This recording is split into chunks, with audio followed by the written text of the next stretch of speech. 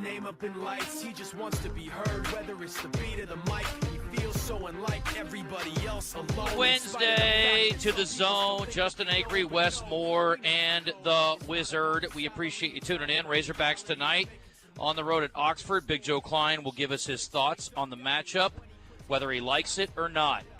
And we are going to talk about the NFL games this weekend, which Joe likes very much because Kansas City's still alive in the race. He may not like what Wes has to say. Coach Kelley will be in a little bit later, courtesy of the Little Rock Athletic Club, to talk to us about those matchups as well.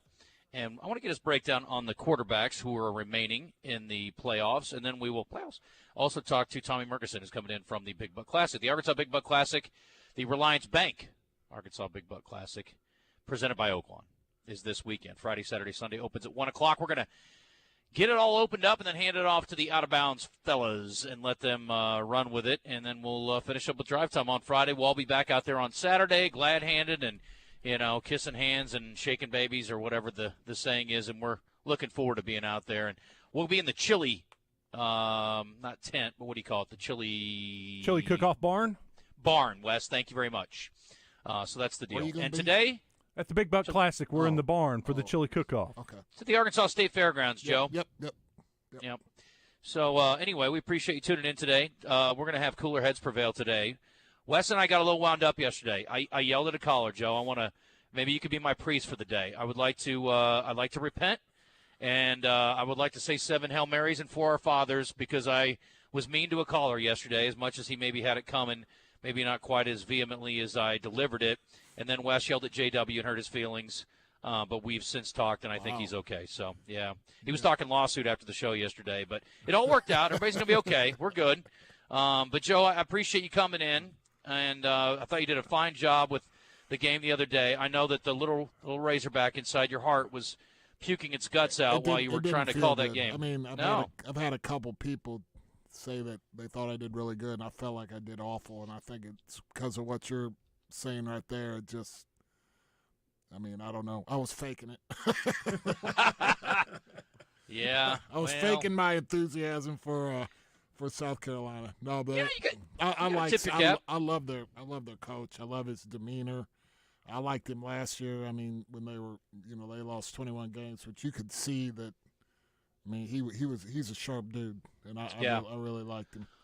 Well, I feel less terrible about the game this weekend after what happened last night, yeah? Yeah, no, I mean, they are, and I think I said this on the TV a couple times, I mean, they are a together group. I mean, they are everything right now that Arkansas is not. They have defined roles.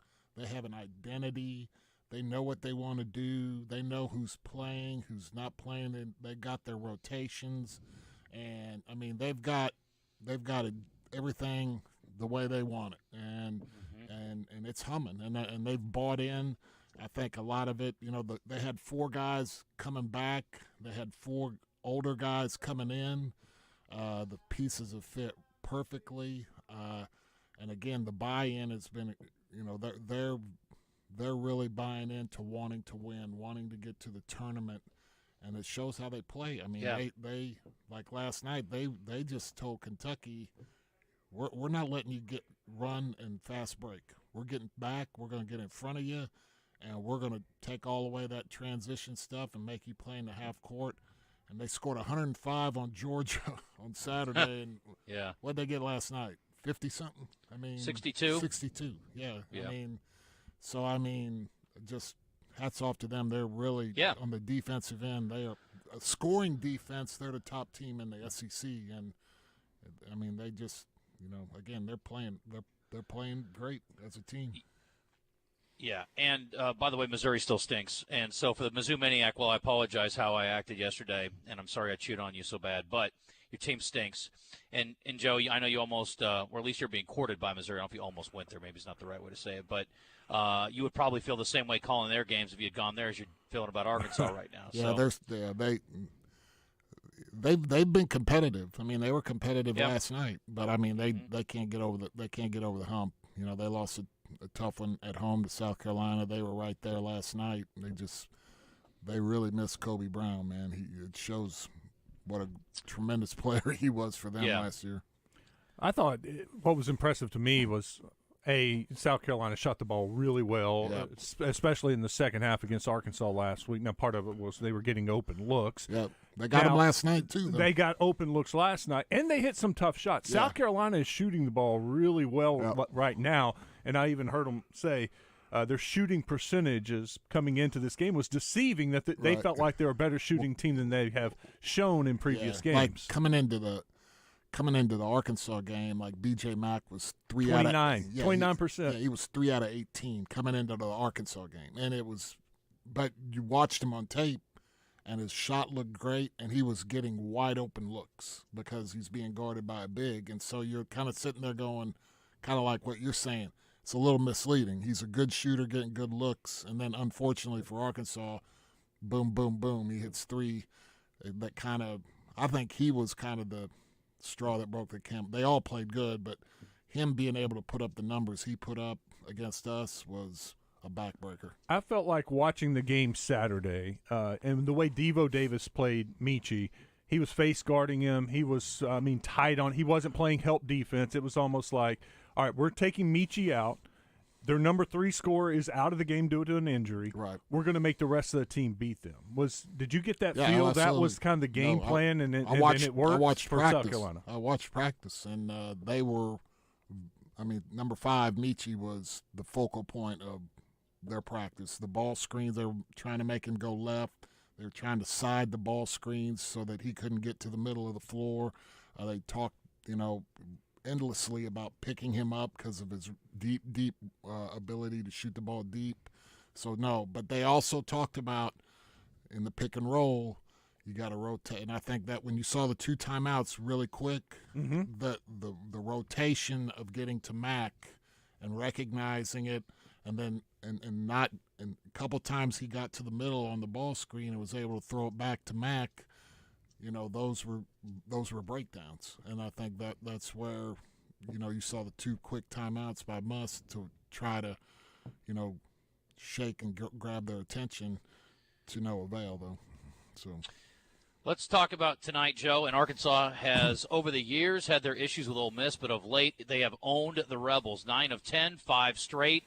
This is a little different animal, obviously, with Coach Beard. He's got a couple of bigs, including a 7'5" shot-blocking monster in the middle.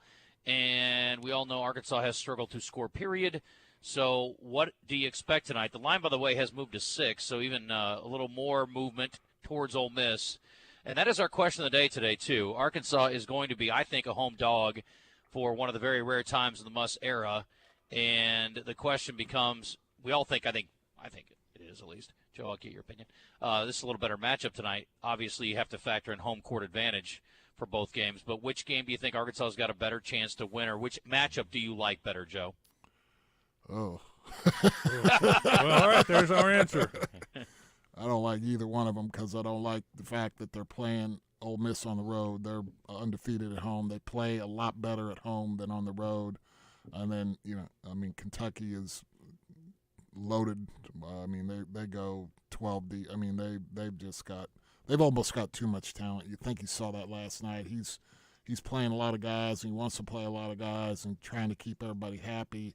And I think he's missing out on getting better production out of some guys. So, but I always think being at Bud Walton, if I was going to go one way or the other, I would favor the Kentucky game because you're playing at home. It's game days there. You're going to have a lot of energy and enthusiasm that should benefit you to some extent. I don't. Ole Miss is really funny. They're not playing very good defense. They have 2 really good shot blockers in Sharp and Cisse, but those 2 guys don't score at all. So he's kind of in a quandary.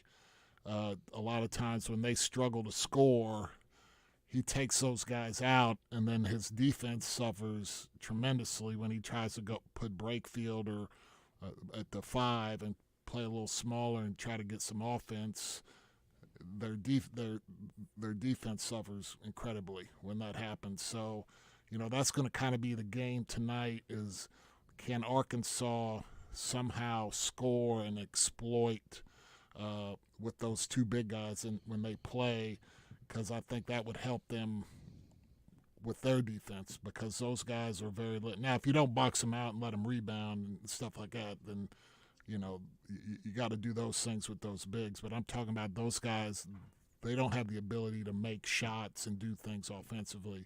They're shot blockers, offensive rebounders. So if you can take that offensive rebounding away from those two guys, that should help you defensively. Now, again, at home, like all teams, when they're able to get some stops and get out on the break, Morrell and Flanagan and their little point guard, Juju, they call him Juju, Murray.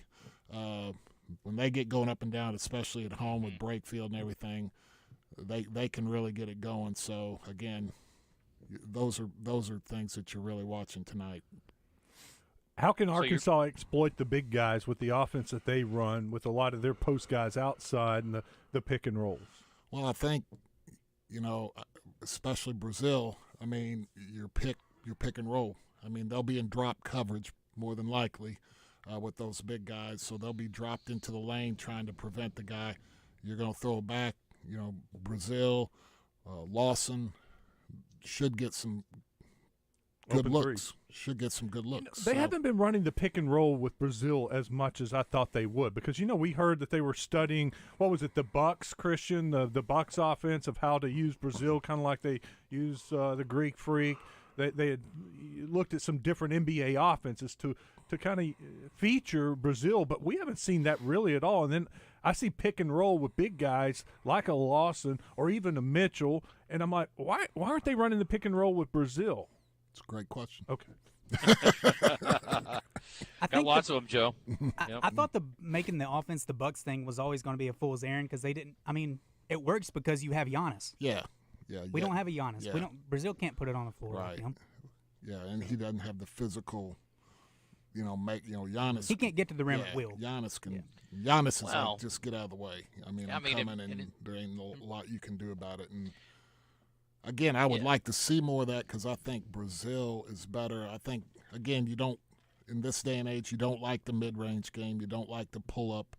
But I think Brazil, if he gets in there and plays off of 2 feet, I think he can shoot a jump hook or a little face-up jumper over anybody. I mean, because of his length and his bounce. So he's got a good, quick bounce. So even against a 7-footer, I think he can stop and raise up before that guy has a chance to react.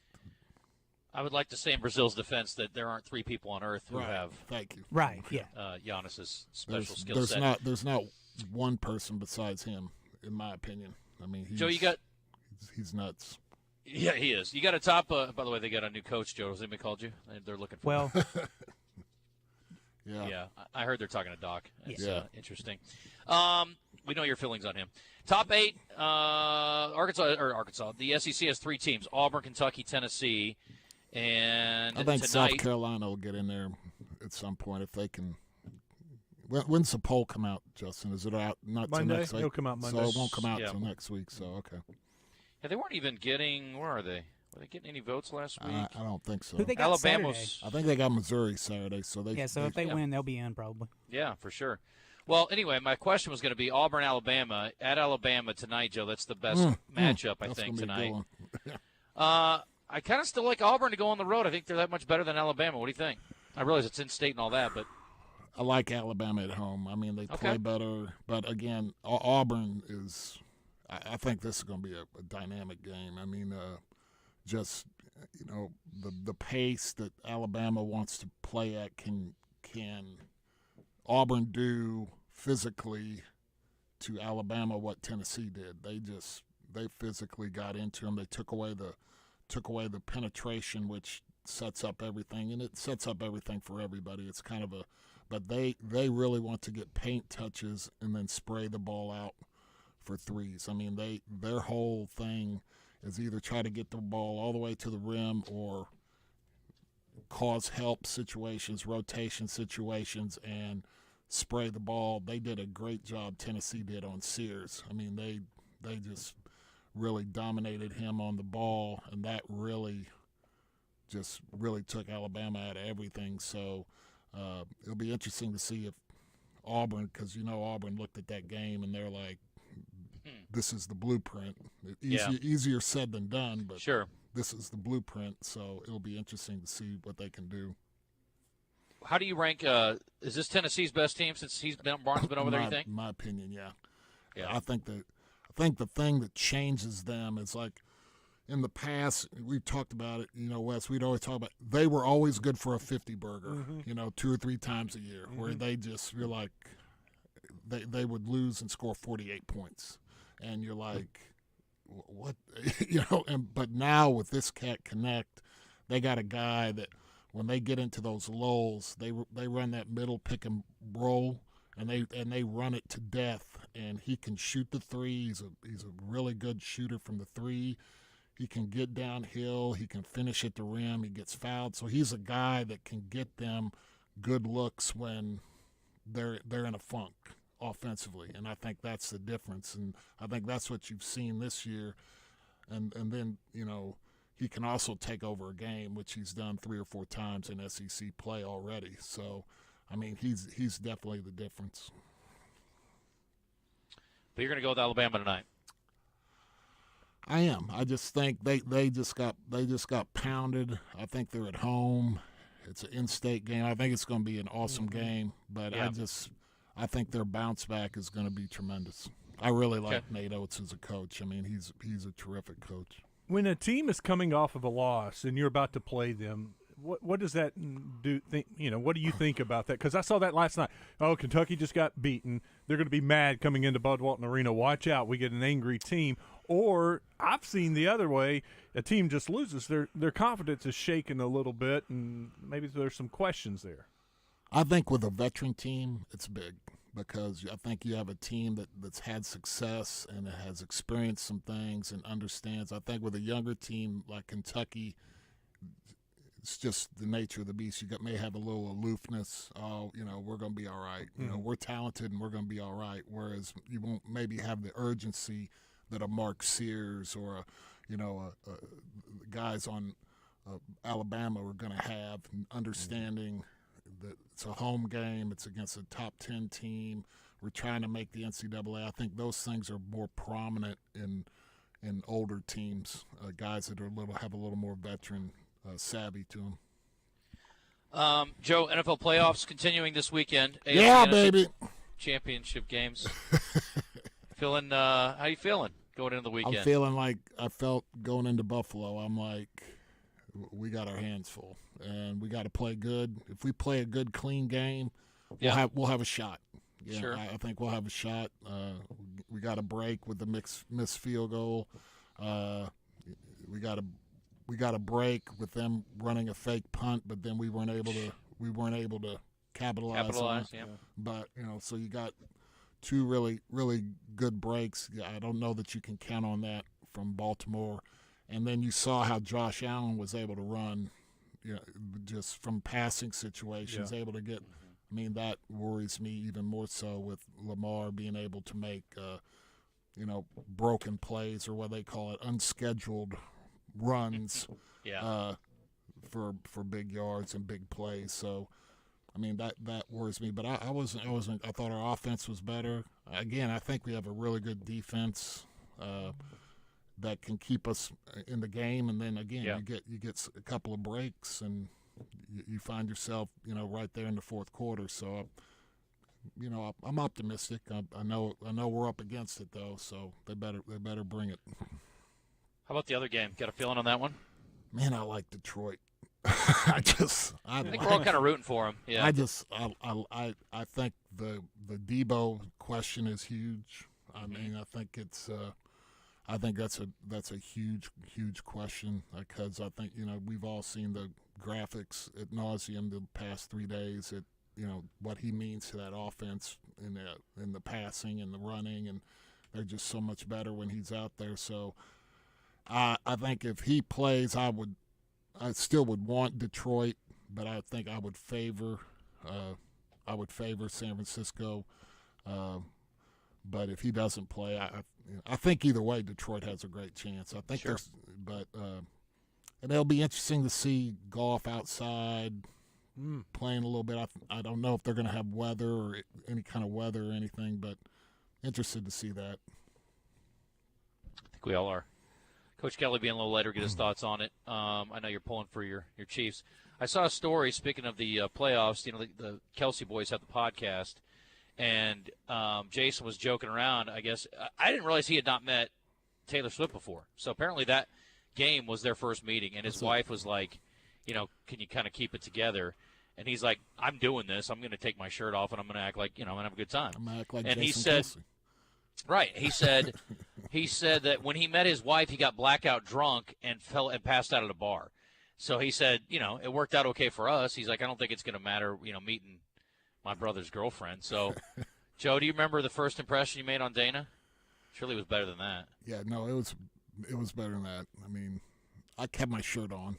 Good for you. Unfortunately. No, I'm kidding. Yeah. But yeah. no, I mean, Where did you meet her? Did you meet her at a party, or did you meet her? It was a blind date.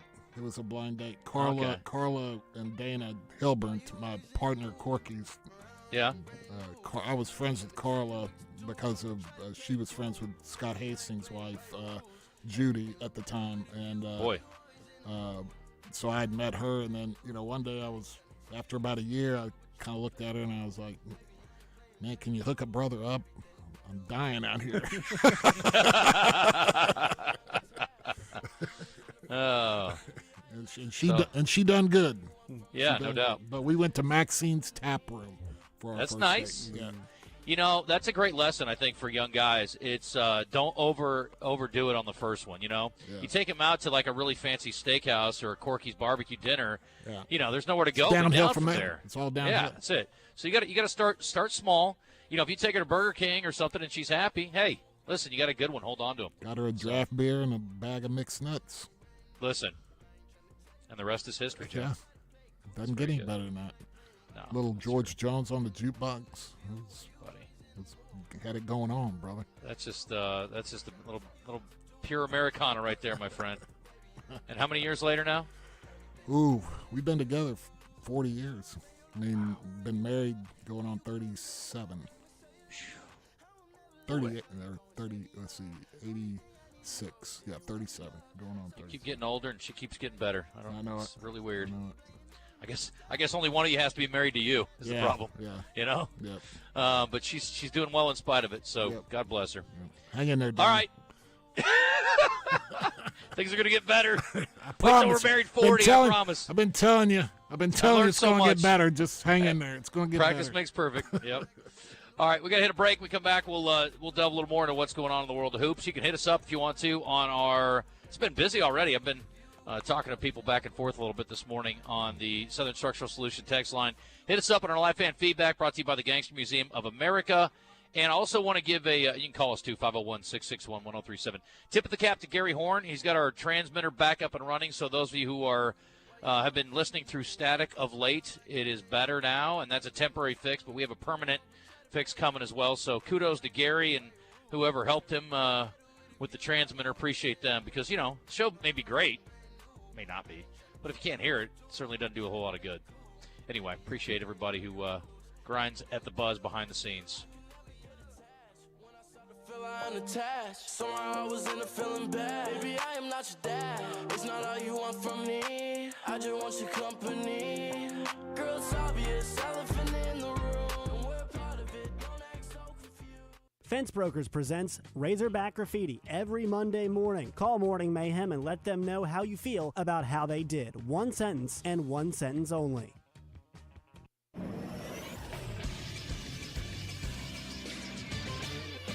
This is Sports Center. Busy night last night in college basketball in the top 25. South Carolina downs number 6 Kentucky 79-62 to get to 16-3 overall, 20 points for Talon Cooper on the evening. Unranked Texas beats Oklahoma's ranked number 11 75-60 on the road. Number 4 Houston beats number 21 BYU 75-68. Number 17 Creighton beats Xavier 85-78. Duke beats Louisville 83-69, and Michigan gets hammered by number 2 Purdue 99-67.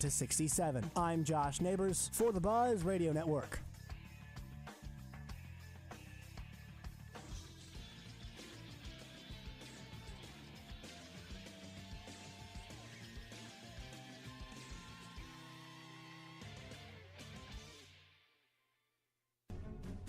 Brandon Moving and Storage has served Central Arkansas since 1965 and continues to provide professional service, local reliability, and community investment. We provide residential and commercial moves, local, national, and international service, commercial warehousing and distribution, unpacking services, and custom packing and crating. Let Central Arkansas's trusted Beacons agent help you with your next move. Brandon Moving and Storage. You make a move, we make it easy.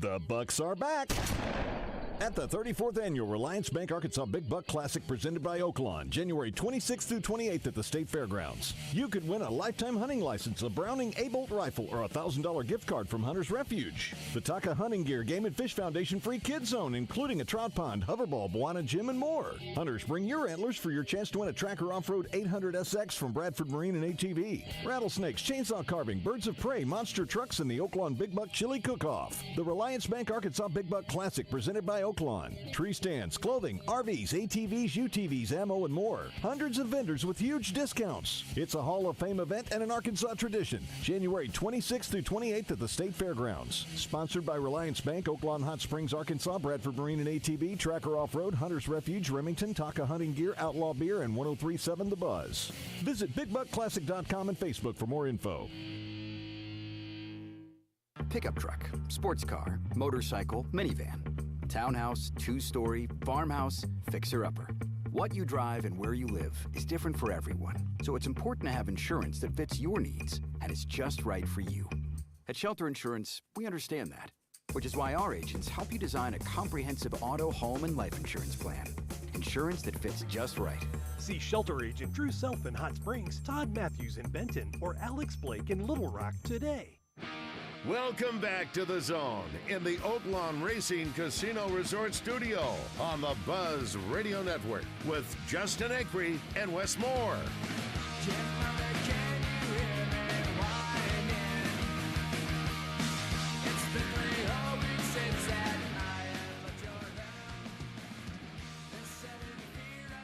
Welcome back. It is 10:34 in The Zone. Big Joe Kleine in, thanks to Corky's Barbecue, where today it is wings, man. Come get you some wings. 75-cent wings. But we got chicken sandwiches, don't we, Wes? Great chicken sandwiches. Got one sitting right there. Brought you one, Justin, but oops. You're not here, so I had to give it to HB. HB's the winner today. Oh, really? I was going to say, my fridge is perfectly open, and I'd be happy to eat it for lunch tomorrow. But that's okay, HB. You enjoy my sandwich. That's all right. I am in Charlotte today with the UCA Bears. I am across the street, boys, from a Charlotte landmark. Would you like to guess? Charlotte landmark. The Bank of America? No. That's a good guess. It is sports related. Oh, the stadium. Oh, the old Coliseum. Oh, Jordan statue? No, that's not in Charlotte. The old Coliseum. Is it a racetrack? Christian, you're getting closer. Is it the NASCAR Hall of Fame? Kaboom! I'm literally looking out my window at the NASCAR Hall of Fame. Wow. Yep, that's right, buddy. You gonna go over there? You want to check it out? Not likely. Don't really have time. Gotta do the podcast today with Zach, and then I'm gonna go interview one of the Bears players for halftime today, and then we're tipping off today against Queens University. Did you get to go to SEC Network Studios? I didn't. No, I didn't. But you know what I did do last night? Went over to Michael Felder's house. He invited me over, and I hung out with Michael and his wife. And Michael made me lasagna. I may not have gotten a chicken sandwich. I was going to say he probably cooked you up something righteous. Dude, he's got a whole thing planned out for his. It was hilarious, like sitting there listening to him. His wife's birthday's this week. She turns 40, and he is doing this whole like 5-course meal for her and some friends. And he's like, "We're going to open with bacon wrapped scallops." And I was like, "Oh my gosh, this guy, he's next level. He's ruining it for all of us." He's a trophy husband. Yeah, he's solid for sure.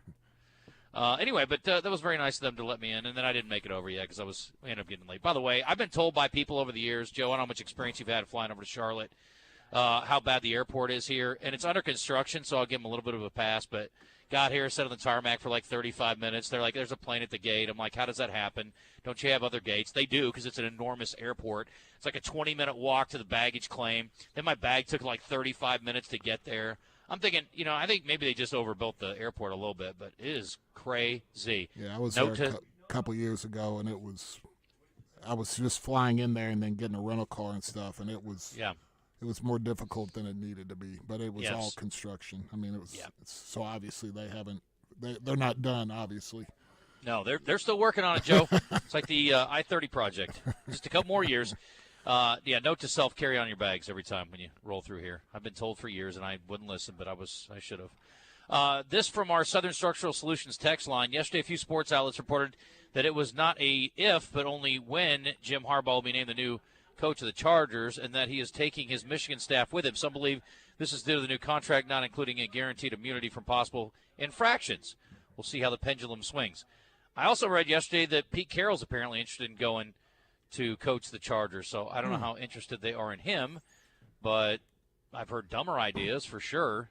And then I haven't heard anything new on Belichick other than maybe he was going to go for a second in Atlanta, which I really hope that doesn't come to pass because I don't want him there. I heard one of the guys who covers the Atlanta Falcons last night on National Talk on the way home from work, and he was talking about how detailed and how extensive this Atlanta Falcons search is, that they've interviewed like 5, 6, 7 coaches already twice, and there's a couple more they're waiting on to interview a second time. One of them is a coach that's in the game one of the games this weekend, and so they can't interview him again until next week. And so they're looking at interviewing 10 different guys 2 different times, and that they feel like there is the people who thought Belichick was a done deal this past Friday when he got his second interview, he said that is not the case. This is wide open, and Belichick there is not a favorite for this job. It is just anybody's job right now. Well, I think Belichick's age, I think they would in theory, you would like to hire your coach who's going to be there for the next 8 to 10 years. In theory. Mm-hmm. I mean, if you hire the right guy and you're successful, but you're worried probably that does Belichick want to go 3 or 4 more years, get the record and out to pasture, and I'm sure with Belichick there's some control issues. I mean, as far as they have a GM there. Yes. He was the GM, so I'm sure there's some stuff.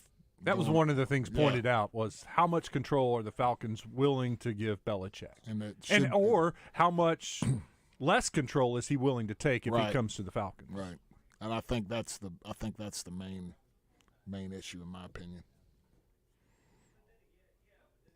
Justin, we got a couple callers. One has a question for Joe. Let's do it. Okay. Todd is up first. Todd, welcome into the zone. You got a question for Joe? Yes, sir. Hey, yesterday afternoon I heard Rick Schaefer he read part of an article that one of the writers up in Northwest Arkansas wrote. And basically it was comparing Musk's first 3 or 4 years here with John Calipari's first 3 or 4 years in Kentucky, where Calipari's first 3 or 4 teams made deep runs in the NCAA tournament. Then all of a sudden they were just terrible one year. They lost the first round of the NIT, and actually the local media started calling that team the Uncoachables. And he was wondering, is that what we have this year? This team's just not bringing anything from practice to the games? They're just kind of doing their own thing, and that's kind of what he was comparing. Do you see any of that? Thanks. Well, what I've seen and what I've heard coming from us is, and I think you even heard it today in the paper, he raved about what a great practice they had Monday. And they went 3 hours, and he is, in talking to him, he's very perplexed from a standpoint of they're a great bunch of guys. They practice hard. They have good enthusiasm. They like each other. They hang out with each other, but it's just not translating. And he's like, he's never seen anything like it in his 29 or 30 years in coaching. He was just like, I've never, usually you've got a couple of bad apples or bad attitudes when you have a team that's struggling, wanting to do it. And coming from his mouth, he's saying that does not appear the case from a preparation standpoint. Now, it's not carrying over into the game for whatever reason. And so, that's where it matters the most. And so I personally have not seen the quote uncoachable. I haven't seen that. I mean, I've seen some frustration, but I mean, I mean, hell, you see that on winning teams. Yeah. You see that on winning teams. So, I mean, but the uncoachable thing, I have not seen any of that at all. You said Milwaukee you were Bucks, anyone? What was that? Milwaukee Bucks. Yeah. You said you were at practice Friday.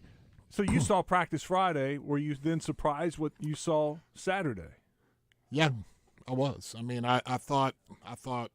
Now again, I'd only seen 2 or 3 games of South Carolina on tape, and so it's a big difference in watching somebody on TV and then seeing them.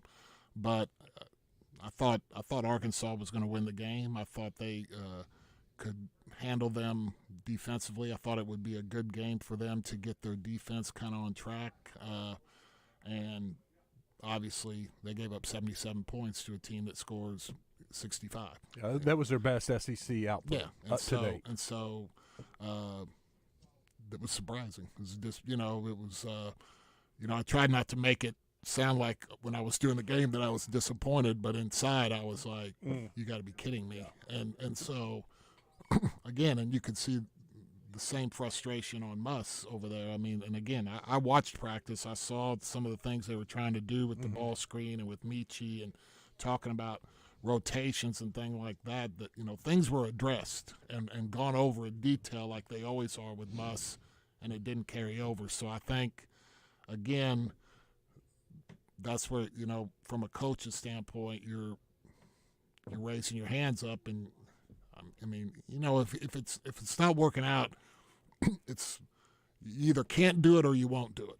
I mean, if you're losing, it's happening because you can't do certain things or you won't do certain things, and it's starting to look to me like I think the won't is if it was you can't do it or you won't do it. Won't means the uncoachable thing would come into play. I don't see that with them. So, it's getting to the point where if they don't turn around, you got to look at it and go, hey. He's been strong for 8 years in the portal, going through Nevada and coming here. Maybe they swung and missed this year on some guys. I mean, that's all you're getting to that point. Yeah, I've heard that argument once or twice so far this year, Joe. You're getting to that point where, if it's not that they won't learn, they won't do it, then it's they can't do it. It's always one of those two things. It's just the way it is. Let's go to JW. He's got a question for Joe. JW, welcome to the show. I got a statement first. Justin, I applaud you. I was listening to your apologetic tour this morning, and I would like to get on that also. It takes 2 people to argue it. It takes 2 people to act a fool. And I'll jump in there, too, and apologize for anything that I've said. These Arkansas sports have been thinking real bad. They shouldn't make us think as people. It's starting to rub off on us, and we can't let that happen. You're right. And in the words of Jackie Moon, everybody love everybody. And, Joe, that comes to my question to you.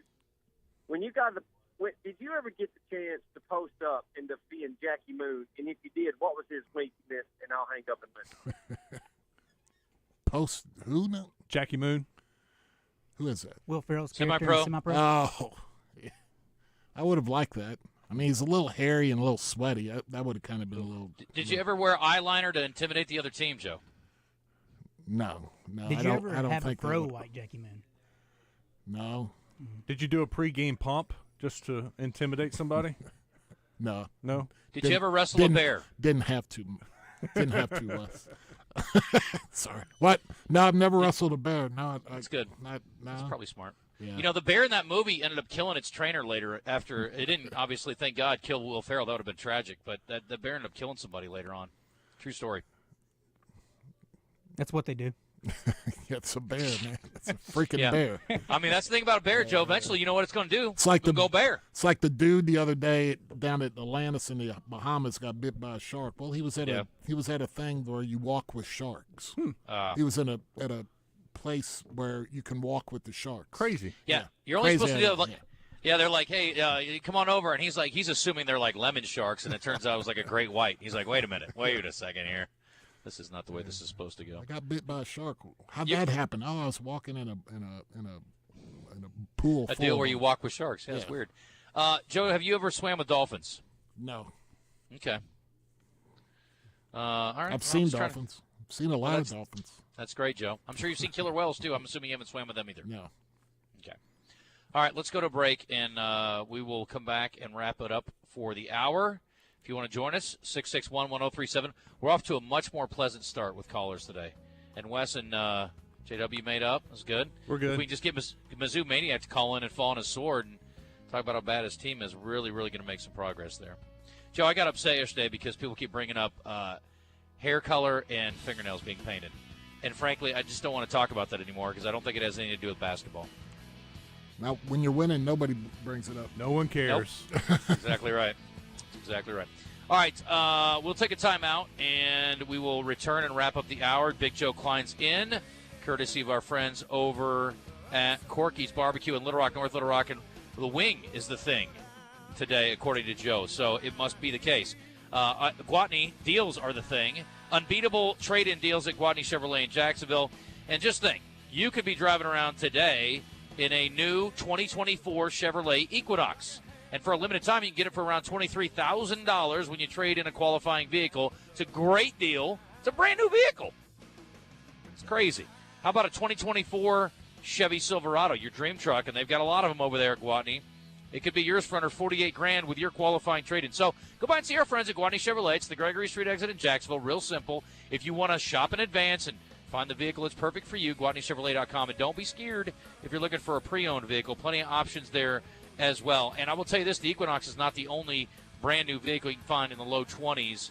They have got other options on that as well. And, of course, you get full warranty, great financing options, and you get a great buying experience with the people at Gwatney. So why would you ever go anywhere else? I can't imagine. Go by and see our friends at Gwatney Chevrolet in Jacksonville.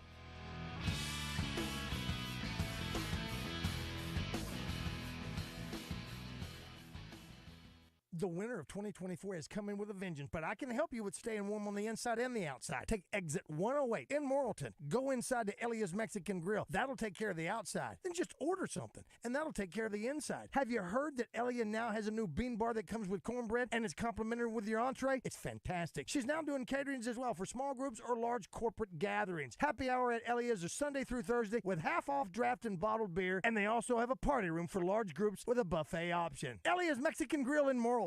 If you are looking for a safe and loving home for you or your loved one, visit Heartland Rehabilitation and Care Center. Just 15 minutes from Little Rock and Benton, our skilled nursing staff is dedicated to providing quality long-term care and short-term therapy. Visit heartlandrehabcenter.com.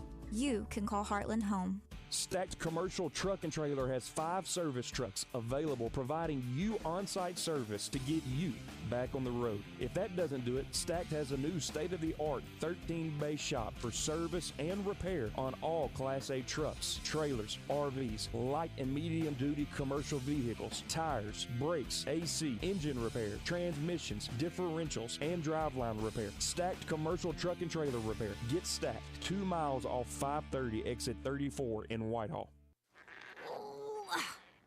I wish I could get this stupid jar open.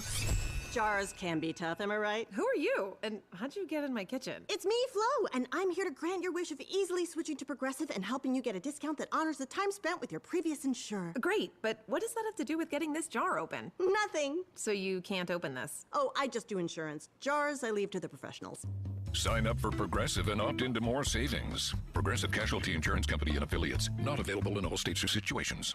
Now, during Staples Print Big Sale, get $20 off your print purchase of $100 or more, $50 off your print purchase of $200 or more, and $100 off your print purchase of $300 or more. So the more you print at Staples, the more you save. To demonstrate, print at Staples, you save. But if you print at Staples, you save. See how that works? Staples Print Big Sale. Print more, save more. Up to $100. Ends 2/10. Visit staples.com/print for details.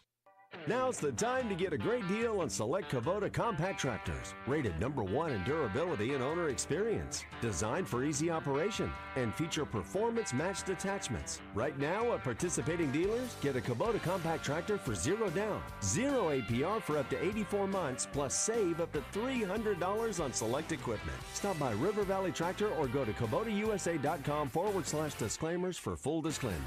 Court TV's Chanley Painter checks in with Morning Mayhem courtesy of the Gangster Museum of America in the Hattery of Hot Springs. The former Miss Arkansas will fill us in on the latest high-profile cases. Don't miss Chanley Painter with Morning Mayhem on 103.7 The Buzz.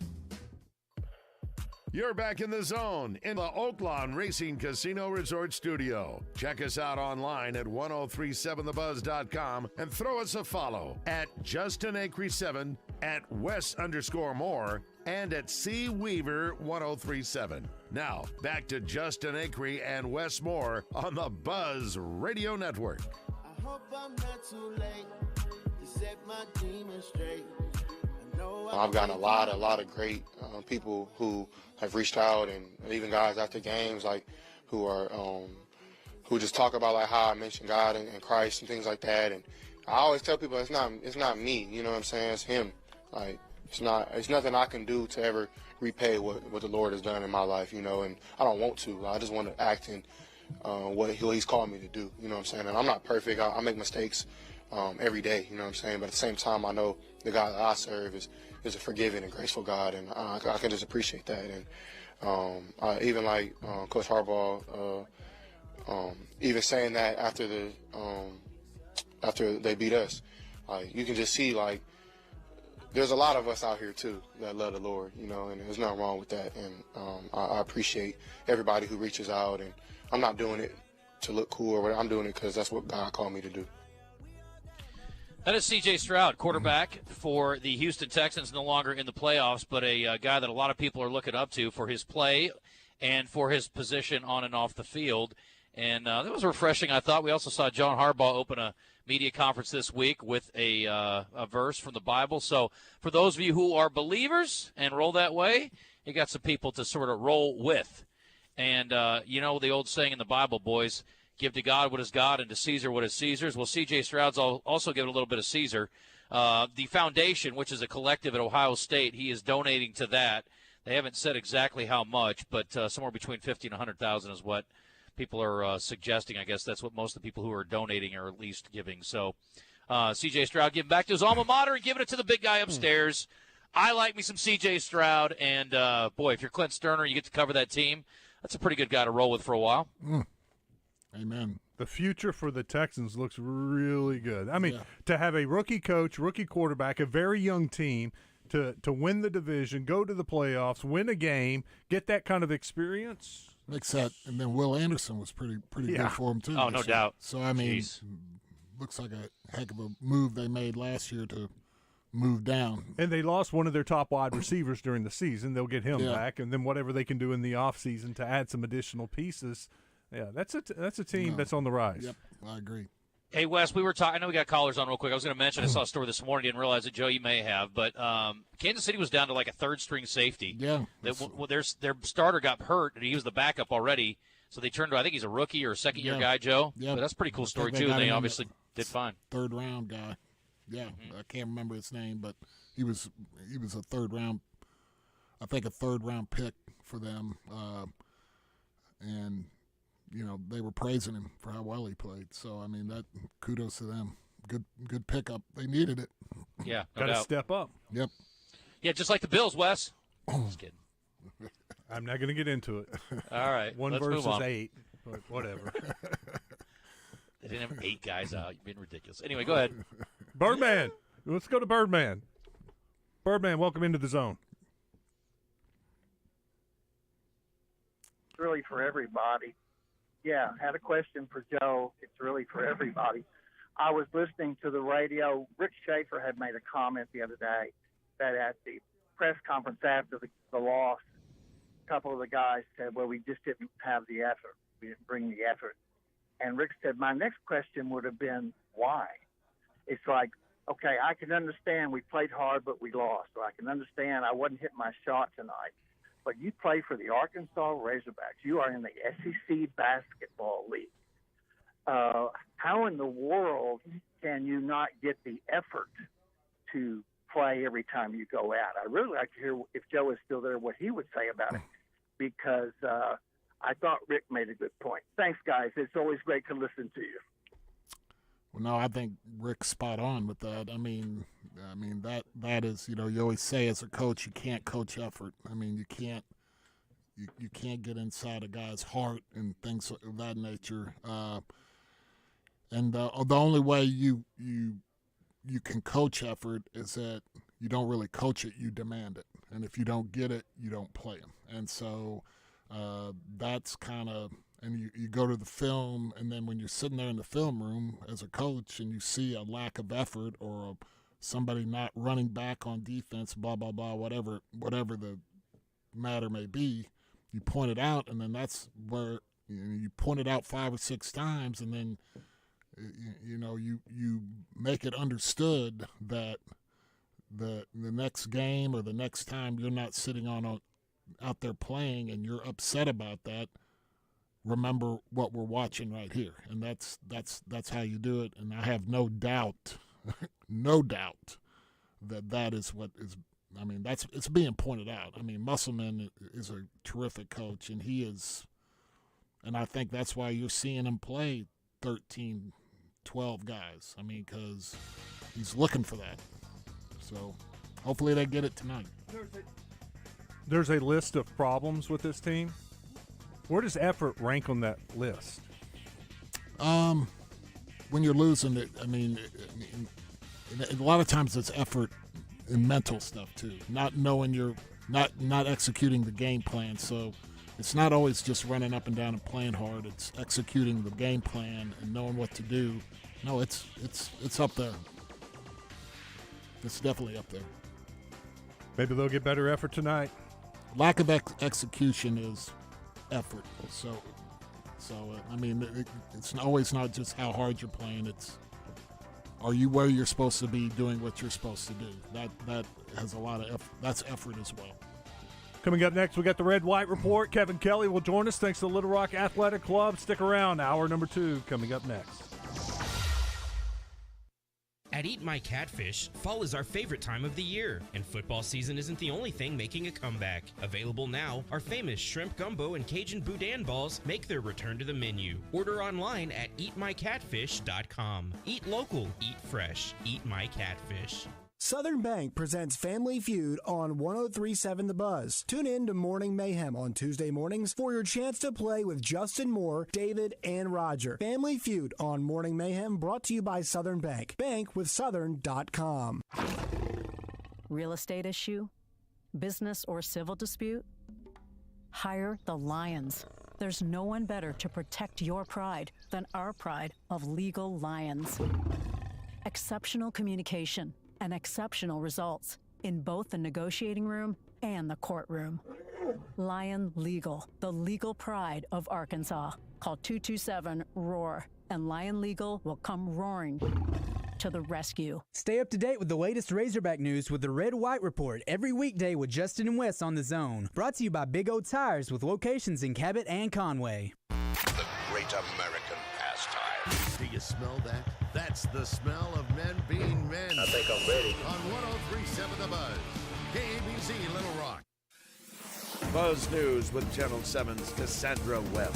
Arkansas Attorney General Tim Griffin approved the language for a proposed constitutional amendment Tuesday that would alter the state's restrictive laws on abortion. The amendment would legalize abortion for up to 18 weeks. It would also create additional exceptions for abortion that includes cases of rape, incest, or fetal abnormality. The current law in the state prohibits abortion at any time, with the lone exception being to save the life of a mother. The organization behind the amendment, 4AR People, issued a statement saying they are one step closer and won't stop until people can use their voice at the ballot box in November. Arkansas's unemployment rate climbed slightly in December. According to the Arkansas Division of Workforce Services, the state unemployment rate rose from 3.3% in November to 3.4% last month, when more than 3,600 Arkansans stopped working. Still, more than 18,000 Arkansans are employed than in December of 2022. From the Channel 7 newsroom, I'm Cassandra Webb.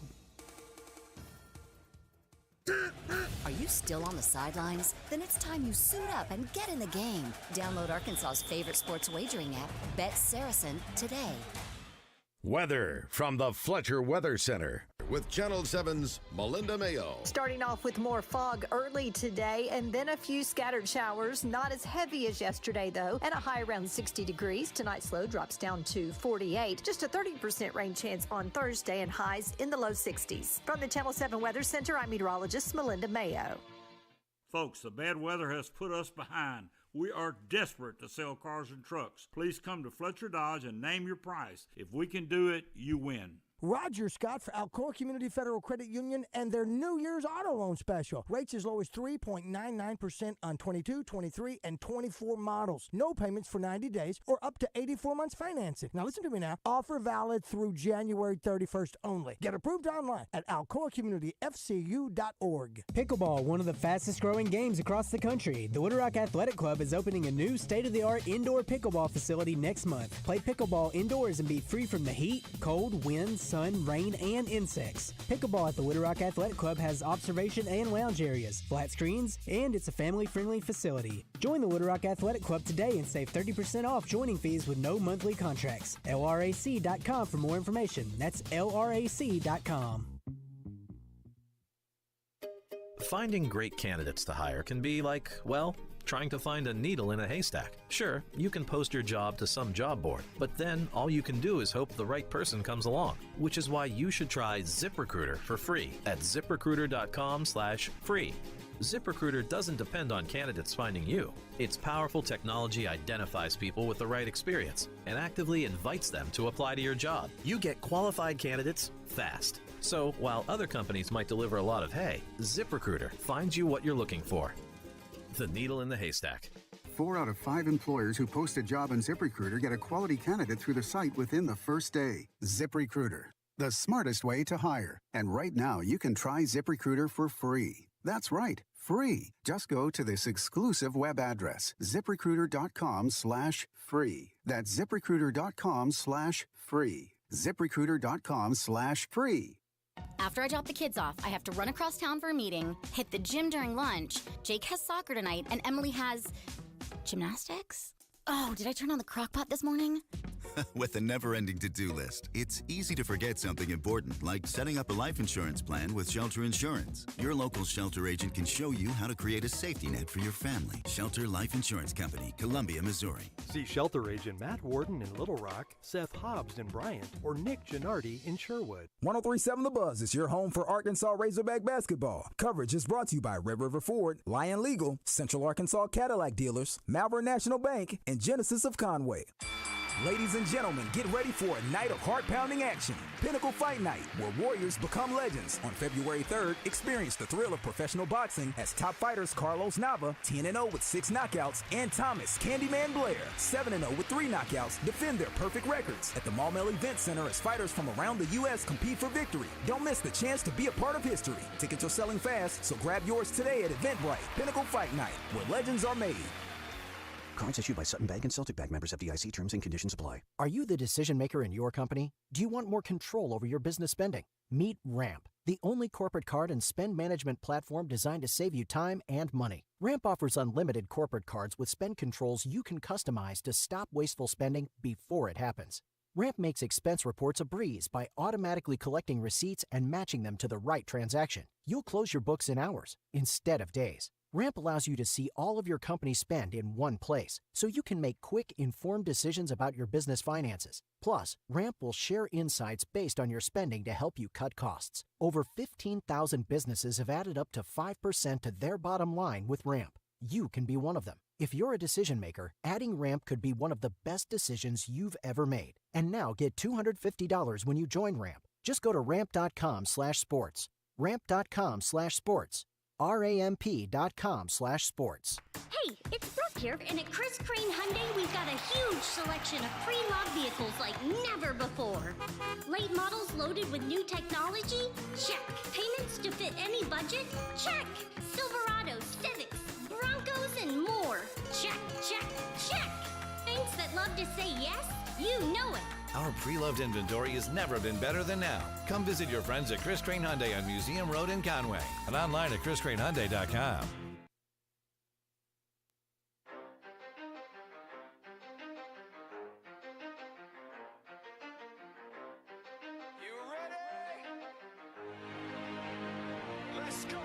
You're in the zone, coming to you live from the Oaklawn Racing Casino Resort Studio. Oaklawn, Arkansas's only racing casino resort. Now, here's Justin Acree and Wes Moore on the Buzz Radio Network. 20% luck, 20% skill, 15% concentrated power of will, 5% pleasure, 50% pain, 100% reason to remember the name.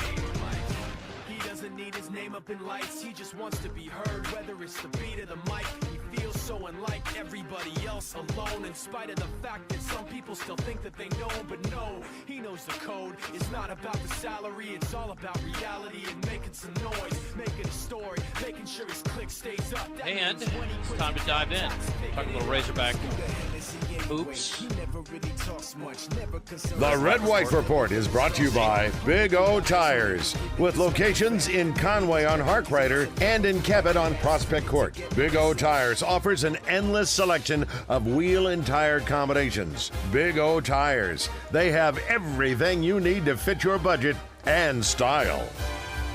By the way, I gave Gary some kudos earlier for his great work and appreciate him.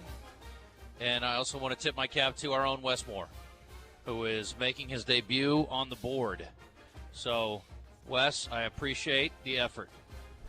It's fun. It's a cool challenge. I'm love watching it. It's awesome. Chris is helping me out. You know, there are a couple questions I've had, and he's here to back me up to make sure everything's running as smooth as possible. Well, running the boards it's not much different than what you were doing before. Just make sure you don't cuss on the air. You'll be fine. That didn't happen often. No, not often. I think a cuss word came out yesterday. You were wound up. It's not as wound up as I was. I only remember one time Wes cussing, and it was a bird flew into the window. And he said the S word. All right. Well, listen. Yeah, I think JW made a very salient point earlier. The team, when it isn't going well, and it's the same thing week after week, we all get a little frustrated, and I turn into like a 12-year-old child, and I don't know how to use my words, so I stomp my feet in the form of verbal abuse with dumb callers when they call in. So I apologize again. How's that for a backhanded apology? Anyway, the point is Arkansas. Yeah, it did, didn't it, Joe? Sorry for you having to listen to it. Arkansas and Ole Miss are playing two of the best shot-blocking teams in the country. Arkansas is third in the nation, 6.5 a game. Obviously, they're not blocking near enough. And the Rebels are fifth at 6.4 per game. A couple of 7-footers for Chris Beard. But the Hogs have had recent success, 5 games in a row, and 9 out of 10 against Ole Miss. Let's hope that continues tonight. You know what the difference is? What's that? Ole Miss's block shots is actually good defense. Joe said that Arkansas is going to win tonight, so I feel pretty good about it. What are the odds? What would you give them, Justin? Chances of winning tonight. Give me a percentage. Chances are 20%. Yeah, I'd say 20. 1 out of 5? The line's 6. Yeah. So it's not horrible for a road game. No, I think it's the same as the other night with South Carolina. It would not surprise me if Arkansas lost by 20 tonight, but it wouldn't surprise me if Arkansas was in this game to the very end and maybe pulled it off or only lost by 5. I think with this, I think with this team, for the rest, nice try. And I said it before the South Carolina game, I think they have to play well early. I think it's a fragile team. I think it's a team that needs to get some mojo going and get some reinforcement that I think they believe they can win, but being in the game or having a lead with 8 minutes to go in the first half kind of reinforces that. You can kind of see some positive things from that, but when they're constantly fighting an uphill battle, I think it snowballs on them. So I'm very interested in the first 10 minutes of this game tonight. I think it's and for the rest of the year, I think it's imperative that they play well early in all the rest of their games because I don't think they have the belief. They've been beaten down so much and the things that haven't worked out that they can come back. Arkansas started the A&M game 6-0 and then went on a 7-0 run a few minutes later. They led 15-3 to start that game. Yeah. To your point. Yeah, let's hope we get some of that tonight. That'd be nice. One other note here from the Hill, unless you guys have anything else related, but Talia Scott back to practice. That's good. Arkansas's young star, leads the SEC, 22.3 points a game, hadn't played since they lost on January 4th, so getting her back in will be awfully nice for Coach Neighbors. Yeah? She's a freshman, right? Yes. Yeah, that's tearing it up. Yeah, she's good. I've seen her. She's good. That's big. This team, I looked last night, they've suffered now 6 losses. The other 5 losses, they came back with the win the next game. So they haven't had a losing streak this season. I think that says a lot about this team. And Coach Neighbors said it's a lot because of his older players, Michaela Daniels, that's been around for a while, Sam Spencer. He said they've been through the SEC battles. They know how tough it is, and he feels like their leadership is what's helped them avoid losing streaks or coming back, bouncing back from a loss to win the next game. It helps. I mean, and that's to your point you said earlier. An older team with experience, they come off of a loss, no big deal. Maybe a younger team. And you had 4 guys back. South Carolina had 4 guys that played minutes for them back, and so bringing in older guys again, you have people there. Arkansas only really brought back 2 guys. So I see Coach Kelley walking in. So let's get in one more question before. Coach gets in here and we talk a little NFL. CD has a question for Joe. CD, welcome to the Zone. Good morning, guys. Hey, Joe, I just got a couple of questions, or maybe just one. Sure. But hoping you can clear something up for me and for a lot of my friends, because we've discussed this. And I've got it here on an article. Why have we been practicing against the assistants and the managers in our scrimmages? And that was before the Christmas break, and then after those beatdowns, then they started scrimmaging against full scholarship players. So, and they, according to this article, and I heard Coach say that in an interview, he's never scrimmaged against scholarship players the whole 4 years he's been here. Well, and I don't. Yeah. And then I hear, well, they scrimmage great, they play great, they're competitive. It's just not coming out to the game, and I don't. I'm confused. Either we're scrimmaging against each other, or we're not. Well, I think I'll shut up. And no, I think now again, I could be wrong here, but I think on a lot of times what you do is, and they do this a lot of. You have a scout team. And you have a team that you might have graduate assistants or walk-ons or people, and they learn the other team's offense, and they learn the other team's tendencies. They spend a lot of time learning those. They'll spend an hour or 2 going over just so they can run, 8 or 9 plays. Probably a lot. Coach Kelley just walked in. Very similar to what football does. You have a scout team, so you're not playing good on good. Because you want a lot of your second teamers to be able to play against that offense as well. So, I mean, that would be the only reason, in my opinion, that you're hearing that. I mean, I don't know that really in during the year. In a lot of major sports, I don't think you do a full-on scrimmage because you're scared to death you're going to get somebody hurt. So you don't want your better players going full out against guys who are competing full out. So, I mean, it's good and it's bad. I mean, it's good from the standpoint of you're going over you're using a scout team to go over plays. It's bad from the standpoint you're not being pushed and playing against somebody really, really good every day. But, again, you want your second teamers to be able to play against the scout team as well. And, you play a lot of games. You're playing twice a week, sometimes, 2 or 3 games in a week span. And you don't want to waste your legs or, again, jeopardize injury by going good on good in practice. So that would be my guess on that. But I think you see a lot of teams do that in all sports. I have a couple things here. Johnny Sausage says Joe doesn't get it.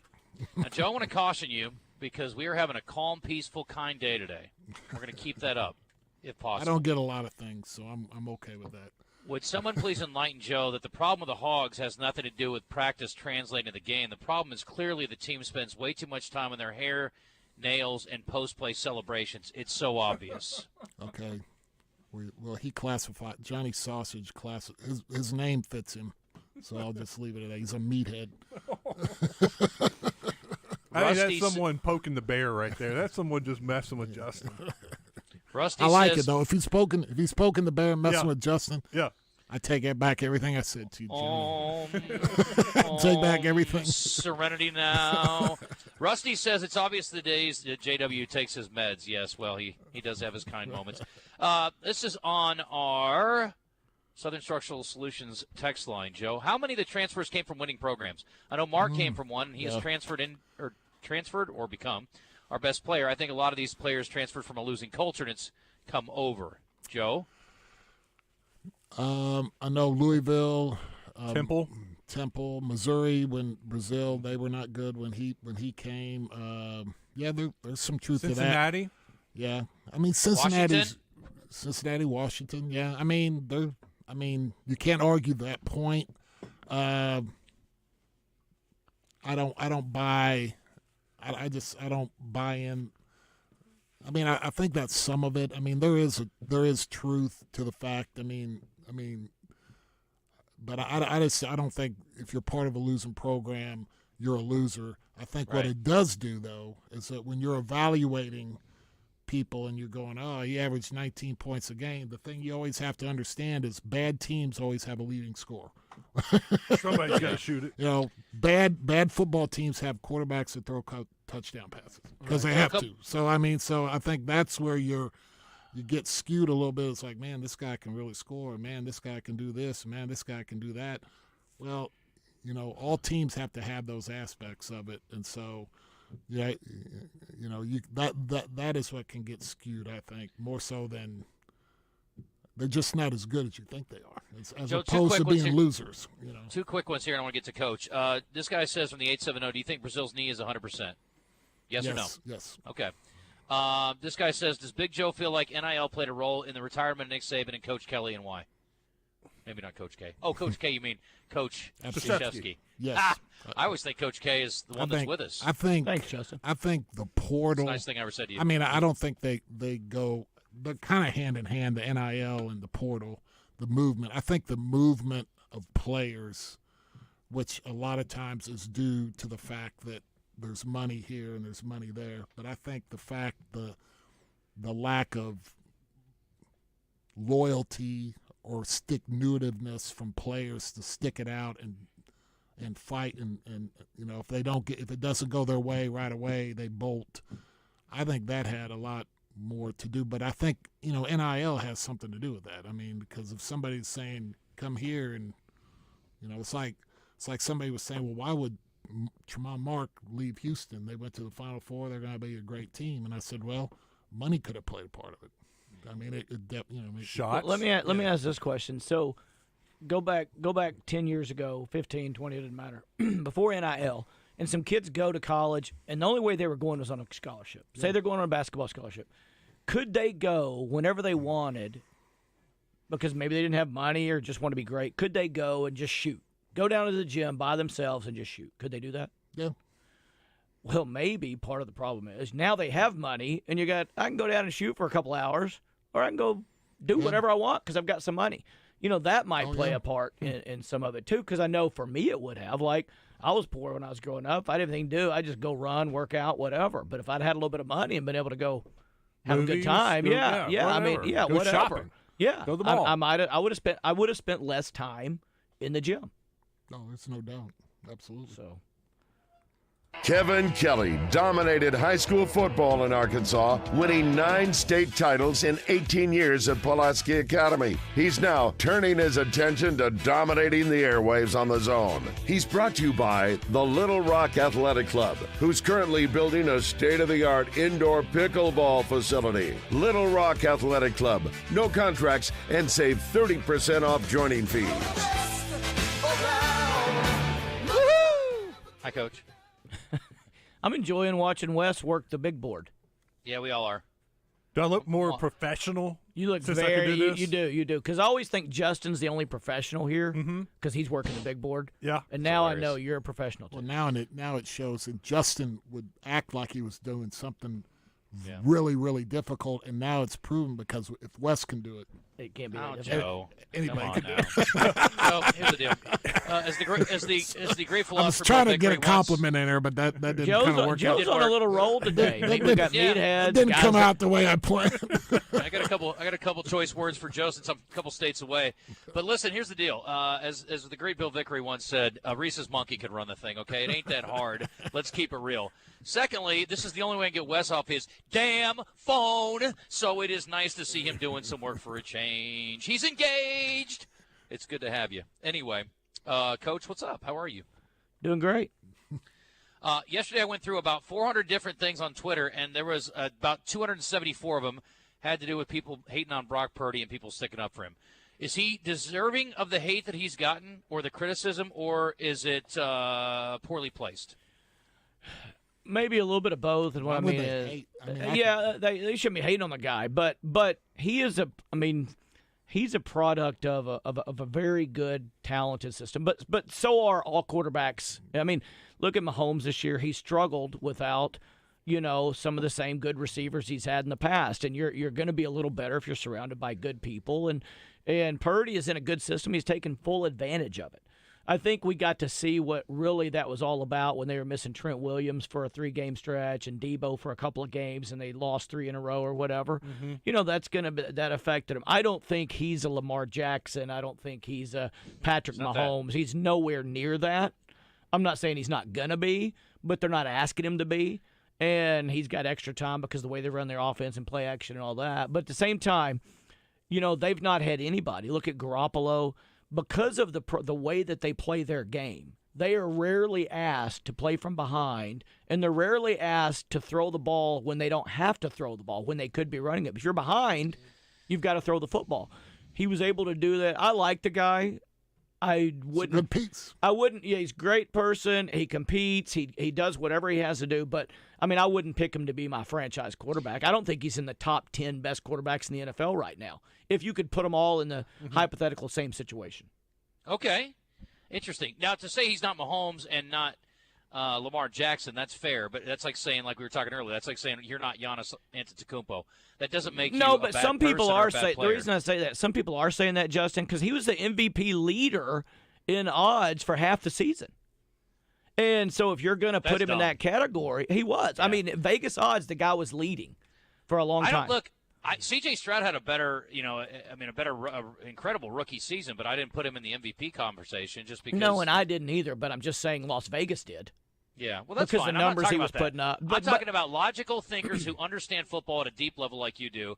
I don't understand the hatred. My thing is he's just got his toe in the water. He's not got a body of work that is worth looking at, and or is indicative of what it's going to be. I mean, it's way too early to judge to me. And the other thing is too, like, you've had a lot of great quarterbacks that thrived in your system and then went elsewhere and also did well. So that's it. Like, look at Freddie Knight. I mean, he was a very good college quarterback.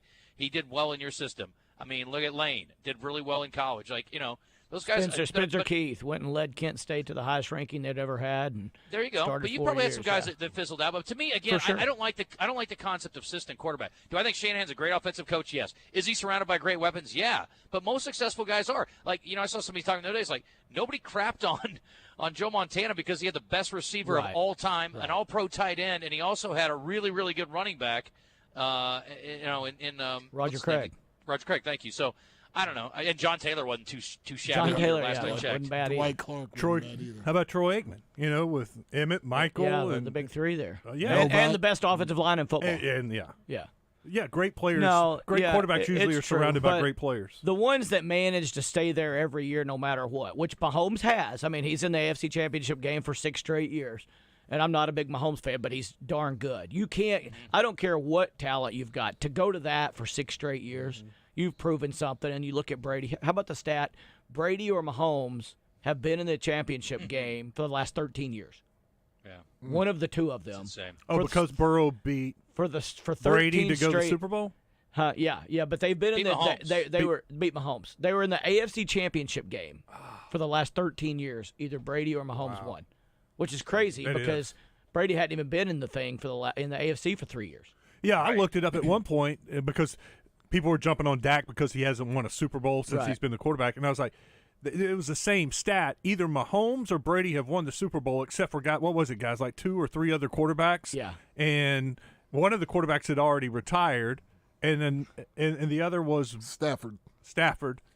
Yeah. And I'm like, so you're saying everybody else in the NFL is not any good because they haven't won a Super Bowl except for Brady or for Mahomes? This is the John Stockton, Karl Malone effect, right? Like how many rings would those guys have gotten if Michael Jordan wasn't happened to be playing in their same era, you know? Well, possibly 2 because they only lost to him twice. Okay, fair point. But I'm saying they would have at least gotten 1, okay? But my point is, I mean, again, you don't want to be against the greatest of all time. Look, Mahomes is going to be in the conversation for one of the greatest quarterbacks of all time. Certainly one of the most successful quarterbacks of all time already. With the how many is it? 5 or 6 straight trips to the AFC? 6. Okay. How do you know, Joe? Because he's a badass. He sure is. but I feel bad. I do feel a little, and not bad. I mean, they're making a good living and all that. But those guys, once you've got the money, they just want to win one, right? And you feel bad because I remember coaches telling me, like when we had a really good run at PA, they're like, "This is the best team I've ever had," and I got stuck playing y'all. Yeah. You know, and you feel for them because they had a really good team, but we were just playing well. We were playing well and that kind of stuff. So you feel bad for those guys, and some of those guys, if you're in the Burrow era right now, you're just hoping you can outlast Mahomes. I mean, you know, you're just and because that's what you're going to be facing every year to even get to the Super Bowl. To even get to the Super Bowl. That's what Josh Allen's facing right now. They've gone 3-0 in the last 3 regular season games against him, and they can't beat him in the playoffs. Yeah. The other part of that is, you know, I want to talk about that too as we discuss this, is the quarterback always, we talk about this all the time, get too much blame and too much credit, but you can play great as a quarterback and still lose. I mean, Josh Allen certainly has proven that when Mahomes is involved. How much of the loss the other day do you put on him? How much of that was his failure to perform because he's going to get tagged with this thing? I put zero of it on Josh Allen. I agree. That was coaching 101. And I always, at the NFL level, you know, I tend to blame coaches all the time anyway. I think their job is to find a way to get their play, to give us a game plan that their guys are capable of executing and get them to execute it. In the NFL, a little bit different, but I'll say this. There were so many mistakes they made and decisions that they did poorly that I thought were just incredibly contributory to that loss. Josh Allen, they're all worried about he's throwing interceptions and doing this and that. He fumbled once. They didn't lose it. And he didn't throw an interception. And everybody's like, why didn't he throw the crossing route? Because the post route with the first play back from 2 minutes was wide open, and he didn't know that his tackle was going to get bull rushed back into him. Stepped on his foot. Yeah, and you don't throw a crossing route if you've got a wide open touchdown. Shakir was three steps behind the closest guy. And so I don't blame that on him. As a matter of fact, I say it's just the opposite. If they don't have him in that game, it's not even a game. No, absolutely. They wouldn't be in the playoffs. No, you're right. They had to win like 5 straight, just to have a chance to get there. Yeah, what did he account for? 50 touchdowns this year? 53. Yeah, it's insane. It's a lot of pretty scores. good. You're telling me, Joe? What was that? He's pretty good. You're telling me? Oh, he's freaking second best quarterback in the league. Well, Lamar's first. He's second. It's Mahomes third. You're killing me. You're going to see it this week, Joe. We'll see. It's heard funny heard a lot of that last week. Here's the thing, you know. Why are you looking at me? The Bills' defense didn't have half their guys. They had 2 healthy linebackers on the squad. Yeah, they're about to play a team this year. They're about to play a defense all this year. week. All year, we've been playing with. We lost both our tackles. Both of them.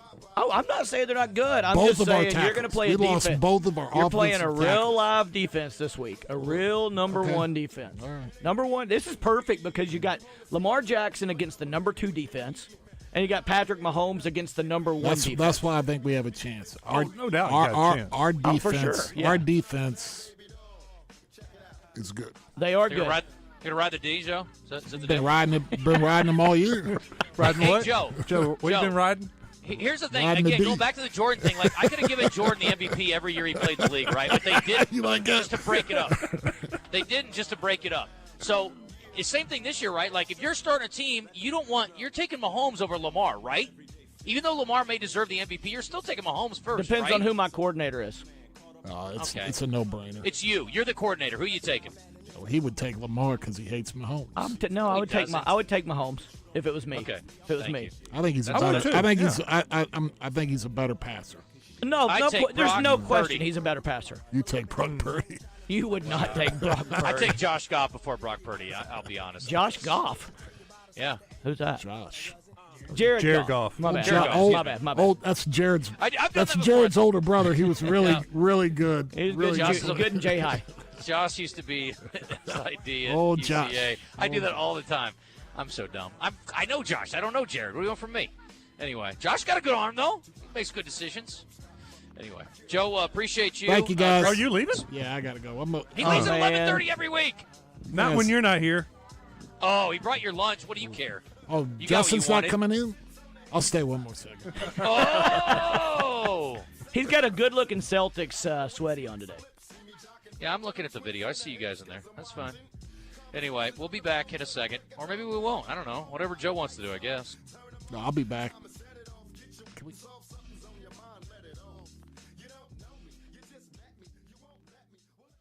Listen for birthday trivia in the zone, brought to you by Elia's Mexican Grill. Elia's has a party room available for large groups with a buffet option. Elia's Mexican Grill in Morrilton.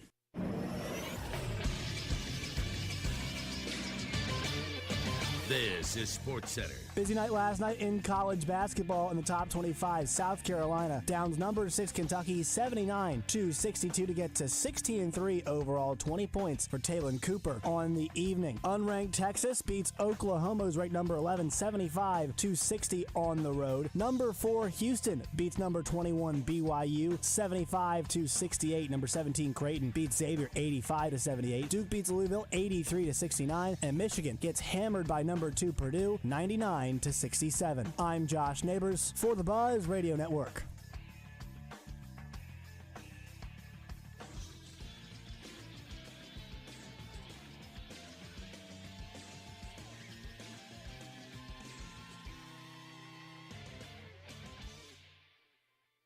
Pickleball, one of the fastest growing games across the country. The Little Rock Athletic Club is opening a new state-of-the-art indoor pickleball facility next month. Play pickleball indoors and be free from the heat, cold, wind, sun, rain, and insects. Pickleball at the Little Rock Athletic Club has observation and lounge areas, flat screens, and it's a family-friendly facility. Join the Little Rock Athletic Club today and save 30% off joining fees with no monthly contracts. LRAC.com for more information. That's LRAC.com. Well, we wrapped up 2023. Now you got to start making those goals for 2024. How about starting with ending your joint pain? Hey everybody, it's RJ Hawk. Don't go another year compromising because of that joint pain in your knees, your back, or your shoulders, or maybe from an old injury. You need to call QC Kinetics now. They are the nation's leader in regenerative non-surgical pain relief. And you heard me right, non-surgical. They don't do drugs, they don't do surgery, and the best part, there's no downtime. Your body has exactly what you need to restore and repair that damaged joint tissue. The future of pain medicine has arrived, and QC Kinetics has thousands of Central Arkansas patients that are loving getting their life back. This is not a Band-Aid. This is a revolutionary treatment that can get you moving again, get your life back, and listen, there's no surgery involved. Call QC Kinetics today for a free consultation. 501-222-8440. 501-222-8440. That's 501-222-8440. After I drop the kids off, I have to run across town for a meeting, hit the gym during lunch. Jake has soccer tonight, and Emily has gymnastics? Oh, did I turn on the crock pot this morning? With a never-ending to-do list, it's easy to forget something important, like setting up a life insurance plan with Shelter Insurance. Your local Shelter agent can show you how to create a safety net for your family. Shelter Life Insurance Company, Columbia, Missouri. See Shelter agent Dan Cook in North Little Rock, Becky Bradley in Sherwood, or Angie Collins in Heber Springs today. Come on, man. Welcome back to the Oaklawn Racing Casino Resort Studio. Give us a call at 661-1037. Now, back to the zone on the Buzz Radio Network. Don't call it a comeback. I've been here for years. Big O Tires right now has got a good deal for you. $100 off select set of tires of Big O Tires. Go to the website, bigotires.com/deals to see all the monthly deals. Great selection of tires. All the name brand tires, plus they have the Big O tire. And they do more than just tires. They'll work on your vehicle. If there's something wrong, they'll get on top of it and get it fixed for you at Big O Tires. Something as simple as an oil change. They can do that. They do a lot more than just tires at Big O Tires. 2 locations, Cabot and Conway. In Conway, they're on Hark Rider. In Cabot, it's Prospect Court. Go see our friends at Big O Tires, the team we trust. One, I do a pretty good job of avoiding it unless my mom is sending me links that, hey, did you see what this person said? And I'm like, Mom, I'm trying not to see that stuff, but thank you so much. Brock's fantastic. He's been consistent every single time, every single day I see him. He's wonderful. I don't know if he listens to the noise. I don't know if he reads it. I don't know if his parents send the stuff. He doesn't act like it. He just seems pretty straightforward and straight ahead. Actually, like this past game, I know it didn't go the exact way everyone thought the 49ers were going to play. It wasn't our best football by any means until you get to the fourth quarter, and then our offense, our defense, and our special teams are clicking when, hey, it matters most. And, hopefully that just rolls into the next game because, we found our rhythm there. But, Brock played really well when he had to. And there are also moments of the game where, Brock kind of expressed himself to our players. We had an MA somewhere, and he's yelling at somebody. I'm like, that's what I need, Brock. I need you to yell at somebody. Is that first time? Not first time, but like whenever he gets like something happens like that where he gets to express himself, like there's a switch that flips. And the second after that, he was cooking. And so I was like, I'm not worried at all. Brock's on it. I'm good. I love that. Second-year player holding people accountable. That's what you want out of your quarterback. Not always the easiest position. Did you say second-year player? Second time in the NFC Championship? Yeah. Mm-hmm. He stinks, dude. He stinks. That's what everybody does in their first 2 years, right? They just take teams to the NFC Championship games. That's totally fine. It makes no sense, George. I am baffled by it all. That is the Pat McAfee Show, if you couldn't tell. George Krieger Kittle talking up his quarterback. That's an Iowa guy talking about an Iowa State guy, too, guys. So it's not easy for him to praise him as much as you think he would as a teammate. But that is good stuff right there. So, Coach Kelley, let me ask you. Joe Kleine, feel free to jump in case you have something to offer here other than lunch for Wes and Christian and HB. Coach, what does Detroit need to do to win on the road this week? Well, they're doing the best thing they need to do without even knowing they're doing it. I don't know if you remember the Ravens-Frisco game when we were talking about it. Oh, yeah, no dime defense. No dime defense. Guess who plays the third least in the whole NFL? The Lions. The Lions. It's the perfect matchup. Now, their secondary is not good, but they match up well with that defense that San Francisco is 23rd in the NFL against, that no dime defense. And the Lions run at the third most of anybody in the league. The Lions also have the third best defense in the NFL against the run. 1 yards per carry. Now those kind of go hand in hand. If you take out linebackers and put in D-backs to make a dime, they're not as good against the run. And that's one reason why they're number one. They just refuse to play dime and say, you're going to throw it to beat us. You're not going to control the ball in the game and the clock. And that works out against teams like San Francisco. So really it's the perfect opportunity. If anybody had a chance, it would have been first Baltimore to beat them, which they did. Detroit, I think, would have the second best chance, and Green Bay would have the third best chance because of that, what we talked about, playing that dime defense. And Green Bay played them pretty well, missed a field goal at the end to tie it up, and cost me $50 to Justin. I'll proudly say on the air. I was close to winning a bunch, though, right, Justin? You were $250. I was going to let you out of it, and you, like a man, took it, and I offered to let you out, and then you offered me an out, and I didn't take that either. So we took it to the bitter end, and turned out to make the game way, way more compelling than it would have been. Let me ask you about some odds here, because we're going to get into some of this on Oaklawn Game Day, Coach, and I know you look at betting trends too, or opportunities, I guess you would look at them as. And I was looking at over-unders on passing attempts and completions and things of that nature. I guess a lot of it's going to depend on, A, who you like to win the game, and B, how many passes you think they're going to have to throw playing from behind or if they're out in front. Purdy's passing completions is 20.5, and his yardage is 272.5. What do you think happens in this game? Are those good numbers? Well, first you have to think like the guys that set the lines if you're going to play these things. And when you get to this late in the season, people that don't even play play games are playing games because they want to watch it, and so they inflate it to what do you think the public normally plays? Overs or under? They play overs all the time. And I read a thing not too long ago that said right now in the NFL, of all prop bets they put out there, 78% of them go under. Of all of them, if you just played them blindly, you would win 78% of the unders. But what does everybody do? They find overs to play. So you got to remember the numbers inflated a little bit. For Purdy to hit that, in my opinion, they would have to get behind. Yeah. And I don't know that they're going to get far enough behind. And they'd have to be more than one score behind. Yeah. Because if they're just one score behind, they're going to run the ball, set up the play action, do what they do. And he doesn't throw a ton of sideways passes, for lack of a better way to put it, little screen pass. He'll throw one or two a game. So he's not inflating his completions with that. That's why it's so low. But I would never play. I mean, he may go over, but I wouldn't play it over. I think it's a bad bet. What about Jackson and Mahomes? So Jackson's yardage is 209.5. Mahomes is 243.5, and Patrick, I thought, easy over, but he threw for 215 against Buffalo and 262 against Miami. Admittedly, not ideal conditions in the Miami game, and Buffalo, we know about Buffalo, but still able to do good things there. His average this year was 245.5. So all he has to do is get his average, but can he do it against the defense of the Ravens? Well, number one, you're looking at the number one defense in the league, and they're going to put pressure on him. He's going to have to throw the ball away.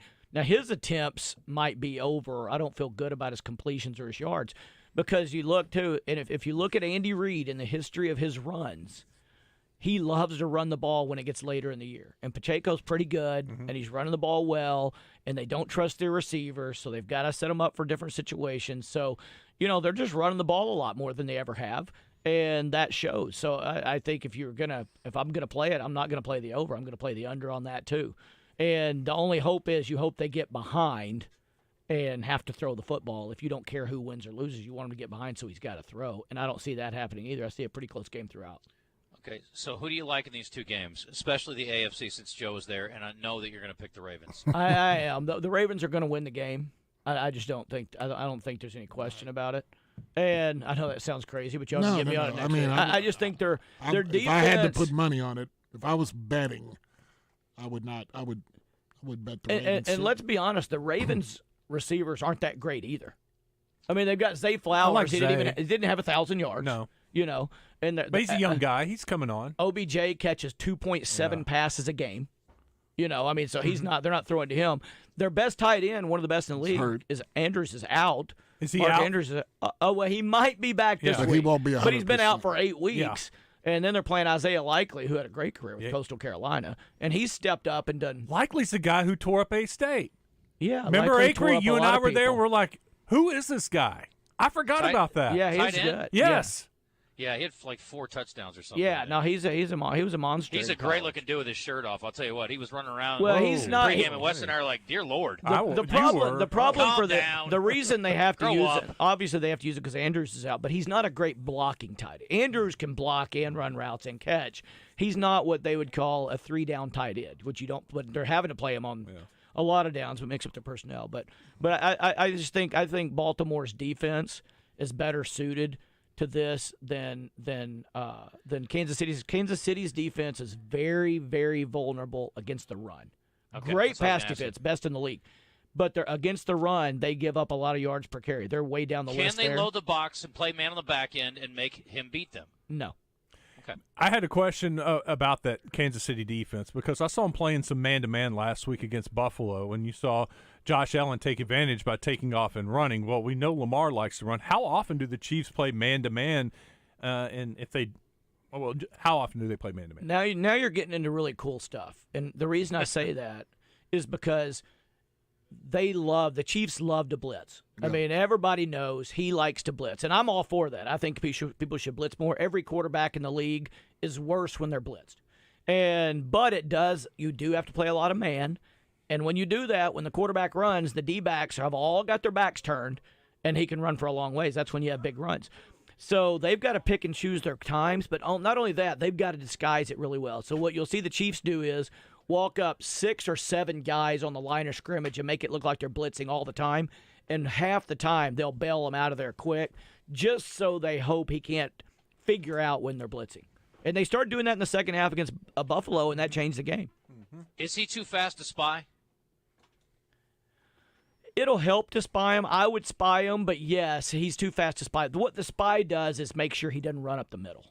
He will be able to outrun the spy to the outside, but that also means you have to have a gap between your defensive end and your defensive tackle as the D-end's running upfield for him to escape sideways. And so, yeah, I don't think he's too fast to spy. I just think that'd stop him from running up the middle. He had a great long run last week up the middle on a scramble. That stops that. Mm-hmm. So, and if nothing else, or at least take the middle of the field away from him. You want to take a call from Rebecca? Yeah, let's do it. Yes. We can talk about the NFC game on the other side of the break. Okay. Rebecca, what's up? Coach Kelley, I'm surprised at you. I get that we played a team that was down half their defense, but you as a coach, no, you tell your players, okay, this one's hurt, next man up. Next man up. I don't care if my team was playing the backup to the backup to the backup. It's a next man up. Next man up attitude, and we still beat them, whether their defense was decimated or not. Yes, I know we're playing the best team we've faced all year, but we still beat Buffalo when people said we couldn't. They wanted us to have a road game. They wanted us in their house. They got us. They got what they asked for. The only thing they didn't ask for was to be beaten at home. You should know, next man up. It doesn't matter. It does not matter if their defense was hurt. We still beat who they put on the field. Well, I'm not. Wait, hold on. Yeah. I'm not. Here's the funny part. They did. It's not like they only played with 6 players. They did have the next man up. No. He's just not very good. Yeah, the next man up. I mean, they had a guy that 3 weeks ago was packing his crap up and moving his houses because he didn't have a job and didn't have anything to do, and his wife wanted to move, and this guy could throw this guy out at linebacker. I'm not saying that my mentality is not next man up. That's what you think. A lot easier said than done. Let Mahomes go down and let's do the next man up thing and see how that works out. The Chiefs are playing with a third-string safety. Were they crying about Josh Allen running around and Hey, throwing on him? Look, I was next man up for most of my career, and I can promise you when Robert Parrish wasn't playing or when a lot of these cats weren't playing, they were happy they had a next man up, but they wish they had the man up. Yeah. And I'm not saying they didn't deserve to win. They went there and beat and their I was butt. good, but I wasn't as good. Yeah, the Chiefs went in and beat their butt on their home field. No doubt. They did it. They deserved to win. They did that. I'm just saying, I don't care what anybody says. And I'm the same way. If we have a guy out, I just look, say, next man up. I expect us to all pitch in and be just the same.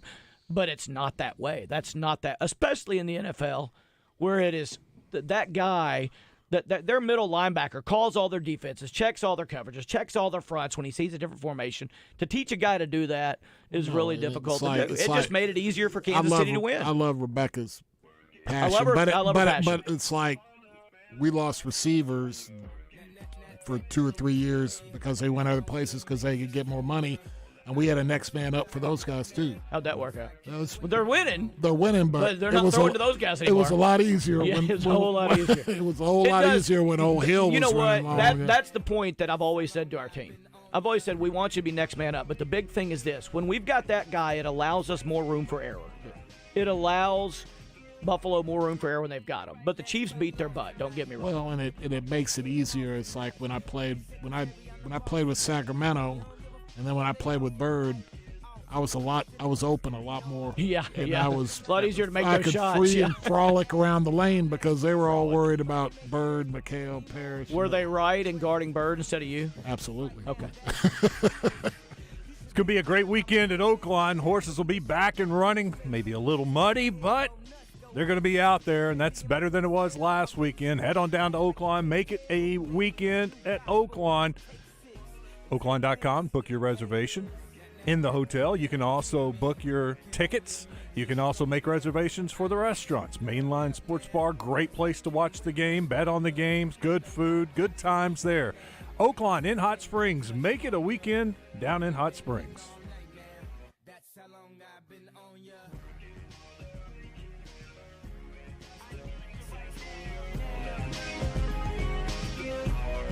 Me like you.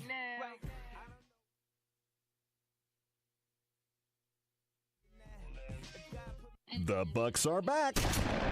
At the 34th Annual Reliance Bank Arkansas Big Buck Classic presented by Oaklawn, January 26th through 28th at the State Fairgrounds. You could win a lifetime hunting license, a Browning A-Bolt rifle, or a $1,000 gift card from Hunter's Refuge. The Taka Hunting Gear Game and Fish Foundation free kids zone, including a trout pond, hoverball, Bwana gym, and more. Hunters, bring your antlers for your chance to win a Tracker Off-Road 800 SX from Bradford Marine and ATV. Rattlesnakes, chainsaw carving, birds of prey, monster trucks, and the Oaklawn Big Buck Chili Cook-Off. The Reliance Bank Arkansas Big Buck Classic presented presented by Oaklawn. Tree stands, clothing, RVs, ATVs, UTVs, ammo, and more. Hundreds of vendors with huge discounts. It's a Hall of Fame event and an Arkansas tradition. January 26th through 28th at the State Fairgrounds. Sponsored by Reliance Bank, Oaklawn Hot Springs, Arkansas, Bradford Marine and ATV, Tracker Off-Road, Hunter's Refuge, Remington, Taka Hunting Gear, Outlaw Beer, and 1037 The Buzz.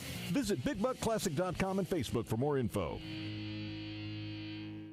The winter of 2024 has come in with a vengeance, but I can help you with staying warm on the inside and the outside. Take exit 108 in Morrilton. Go inside to Elia's Mexican Grill. That'll take care of the outside. Then just order something, and that'll take care of the inside. Have you heard that Elia now has a new bean bar that comes with cornbread and is complimentary with your entree? It's fantastic. She's now doing caterings as well for small groups or large corporate gatherings. Happy hour at Elia's is Sunday through Thursday with half off draft and bottled beer, and they also have a party room for large groups with a buffet option. Elia's Mexican Grill in Morrilton. Stacked Commercial Truck and Trailer has 5 service trucks available, providing you on-site service to get you back on the road. If that doesn't do it, Stacked has a new state-of-the-art 13-bay shop for service and repair on all Class A trucks, trailers, RVs, light and medium-duty commercial vehicles, tires, brakes, AC, engine repair, transmissions, differentials, and driveline repair. Stacked Commercial Truck and Trailer Repair. Get Stacked 2 miles off 530 exit 34 in Whitehall.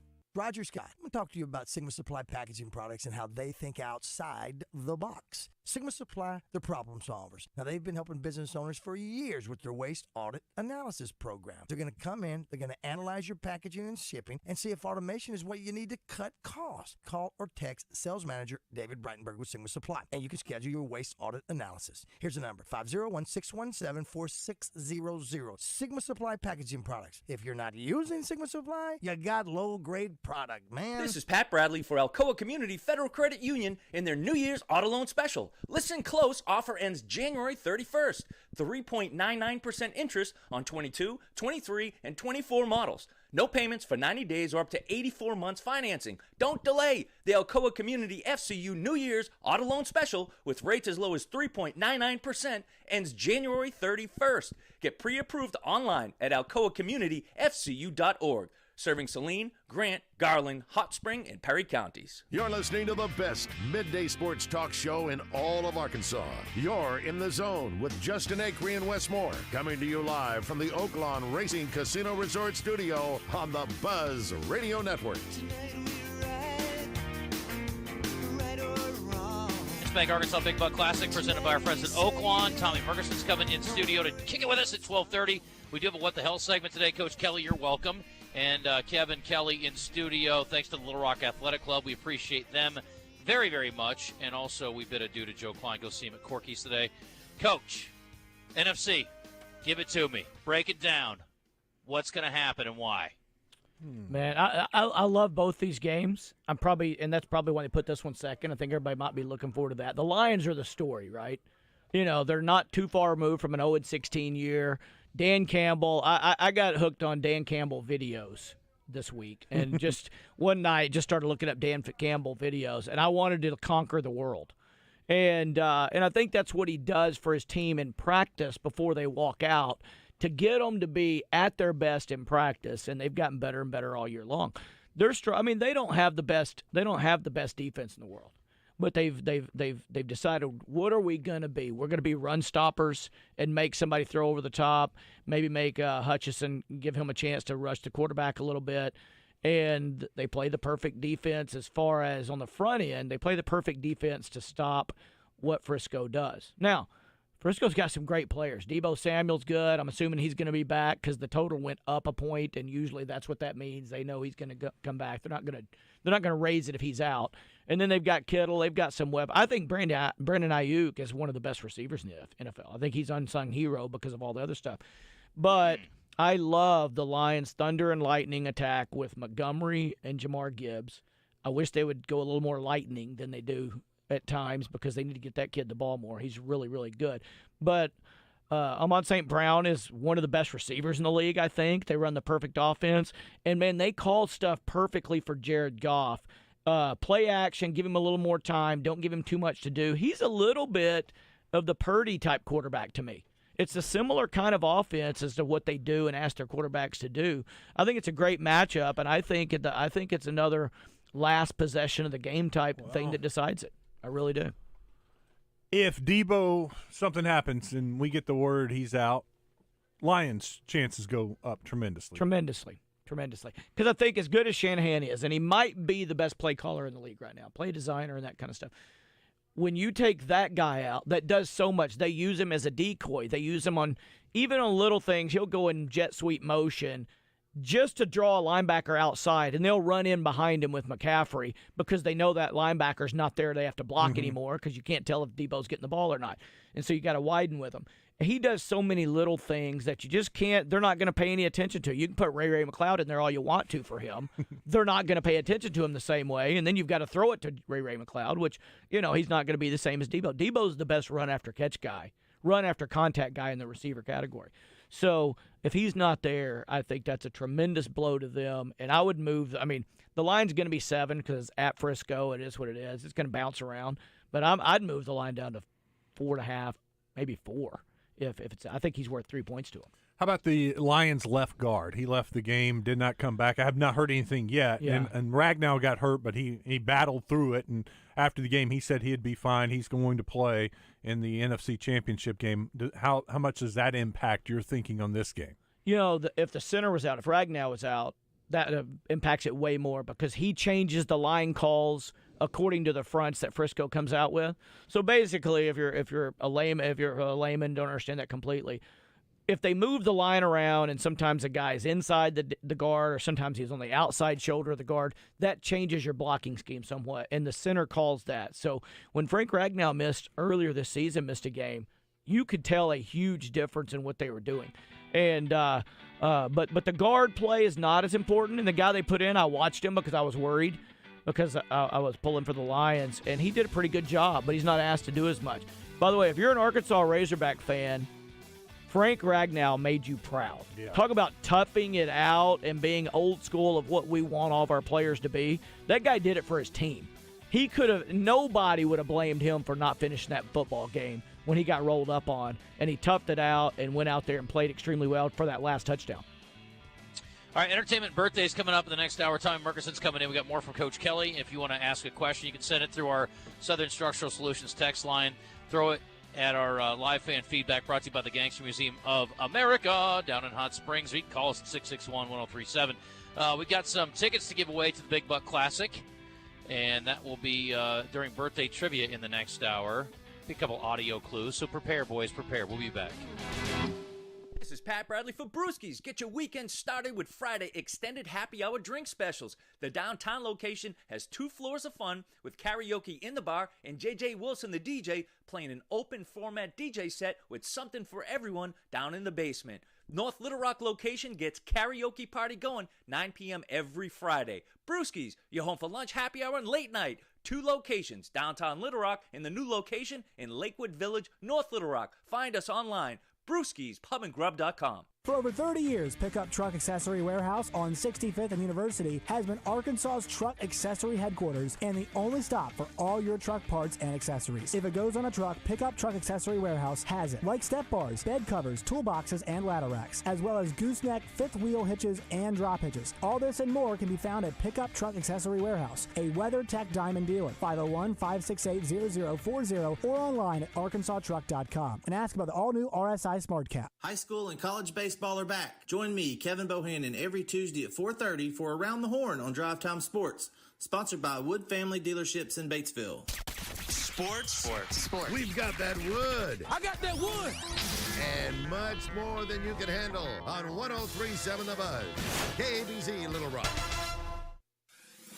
Buzz News with Channel 7's Cassandra Webb. Arkansas Attorney General Tim Griffin approved the language for a proposed constitutional amendment Tuesday that would alter the state's restrictive laws on abortion. The amendment would legalize abortion for up to 18 weeks. It would also create additional exceptions for abortion that includes cases of rape, incest, or fetal abnormality. The current law in the state prohibits abortion at any time, with the lone exception being to save the life of the mother. The organization behind the amendment, For AR People, issued a statement saying they are one step closer and won't stop until people can use their voice at the ballot box in November. Arkansas's unemployment rate climbed slightly in December. According to the Arkansas Division of Workforce Services, the state unemployment rate rose from 3.3% in November to 3.4% last month, when more than 3,600 Arkansans stopped working. Still, more than 18,000 Arkansans are employed than in December of 2022. From the Channel 7 Newsroom, I'm Cassandra Webb. Weather from the Fletcher Weather Center with Channel 7's Melinda Mayo. Starting off with more fog early today and then a few scattered showers. Not as heavy as yesterday, though, and a high around 60 degrees. Tonight's low drops down to 48. Just a 30% rain chance on Thursday and highs in the low 60s. From the Channel 7 Weather Center, I'm meteorologist Melinda Mayo. Folks, the bad weather has put us behind. We are desperate to sell cars and trucks. Please come to Fletcher Dodge and name your price. If we can do it, you win. Is your Oaklawn Thoroughbred racing action so close you can feel it? Or is it the view from your trackside luxury suite? However you like it, racing season is off and running at Oaklawn with live races every weekend through May 4th. It's fun by the furlong all season long. Make your reservations today at oaklawn.com. What's your Oaklawn? Gambling problem? Call 1-800-522-4700. With tens of thousands of satisfied patients across America, it's no surprise QC Kinetics gets 5-star reviews. I'm feeling on top of the world because of QC Kinetics. I'm able to do the things that I wasn't able to do for a long time. I can recommend them highly. I would recommend QC to anybody. QC Kinetics has changed my life. I couldn't believe it. I honestly was skeptical, but the pain went from a 10 to a 0. Real people with real lasting relief from joint pain. QC Kinetics Regenerative Medicine is regenerating me. I was super successful, and I recommend everyone seek out QC Kinetics as an alternative to surgery. This non-surgical approach is definitely the future. I tell as many people as possible. I am an ambassador. I love QC Kinetics. QC Kinetics, the nation's leader in advanced regenerative medicine. No drugs, no surgery. Call QC Kinetics now for your free consultation. Call QC Kinetics, 501-222-8440. That's 501-222-8440. 501-222-8440. Hi folks, this is Chris Zender out here at Frank Fletcher Dodge Chrysler Jeep in Sherwood. The recent snowstorms have really put us behind. We've got to do something drastic to make some sales up, so Frank told me to do whatever it takes to make some deals. So I'm inviting you to come in, pick out a vehicle you like, and make us an offer. We'll do whatever it takes to make a deal today. You'll save over 15% off Jeep Gladiators, $13,000 off new Rams. There's never been a better time to buy a new Ram, and we're talking 24 models. And we're taking 10% off every new Ram Heavy Duty in stock, 2023 and 2024 models. And you'll save up to 15% off the 2024 Jeep Grand Cherokees. We've got to do something drastic. We're making crazy deals on every new Dodge Chrysler Jeep Ram in stock. At Fletcher Dodge, you always get the best price, the lowest finance rate, and more for your trade. And we promise you a hassle-free buying experience. Shop Fletcher Dodge in Sherwood before you buy anywhere else. Come see us in person at Fletcher Dodge on Warden Road in Sherwood, or shop online at FletcherDeals.com. Did you know Arch Marine is the kayak leader in Central Arkansas? Right now, get 20% off all feel-free kayaks. All the prices are falling on kayaks this month. Don't forget, we repair ATVs.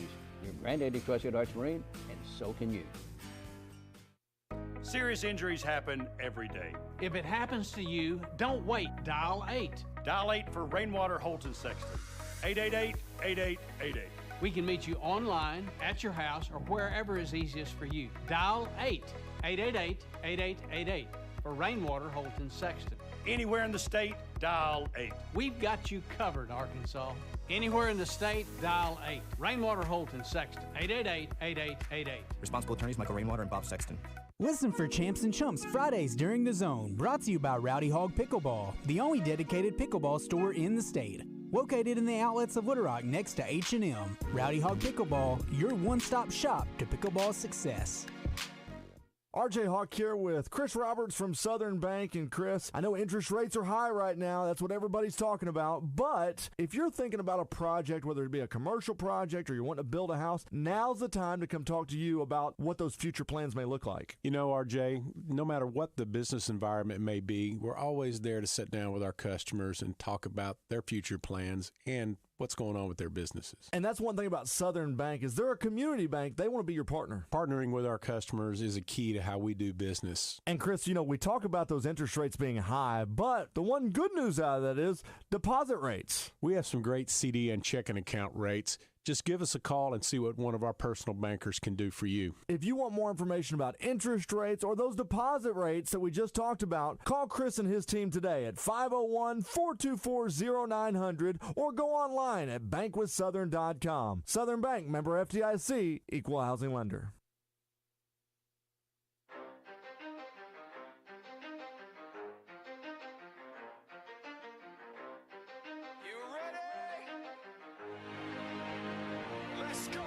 You're in the zone, coming to you live from the Oaklawn Racing Casino Resort Studio. Oaklawn, Arkansas's only racing casino resort. Now, here's Justin Acree and Wes Moore on the Buzz Radio Network. 20% luck, 20% skill, 15% concentrated power of will, 5% pleasure, 50% pain, 100% reason. All right, welcome back for our final hour today on this wonderful Wednesday, getting over the hump with Coach Kelley. Thanks to the Little Rock Athletic Club, your people, Coach. We appreciate you and them. 30% off through the month of February on their joining fee. Take advantage of that before the pickleball courts get there. And you know what it means right now? We're getting ready for spring break bodies. Everybody's going to go to the beach. You want to show off that body, but you got to get rid of that Christmas time dinner and all the food and candies you've eaten. So go join the Little Rock Athletic Club, take that off, play some pickleball, work out, basketball. They've got all kinds of stuff. And they've got a place to leave your kids if you don't have anywhere to leave them while you're doing your workout. It's a great place to be, and I'm glad I'm a member of it. No doubt. I feel seen. I get some work to do, too, as you remind me, and I appreciate you. Tough love. You're a tough love guy. Thank you. Appreciate that. I really do. All right, so we got entertainment birthdays coming up, and I had something else I was going to mention. Can't remember what it was. I got a ton of stuff on our Southern Structural Solutions text line, but I'll tell you, let's just dive in on entertainment and birthdays. Then we got what do you call it? You sure you don't want to talk to Coach for a second? Where are you right now? I don't know where my head is. I guess. What do you want to talk to him about, Wes? Well, they're trying to figure out some things, technical difficulties. Technical difficulties? Well, no, he's trying to figure it out. Put Wes on the board one day, and he's already struggling. He's got his headphones off. Now they're back on. Oh, boy. Oh, God. All right, I'm back. Well, I was looking for something that said entertainment or entertainment news over here to play, right? Yep. Well, it doesn't say that. It says Hollywood news. Yeah. And so that's why I was like, hey, Christian, I need you to come in here. Couldn't find the key word. And so he was explaining to me what it was labeled so that I knew what to play.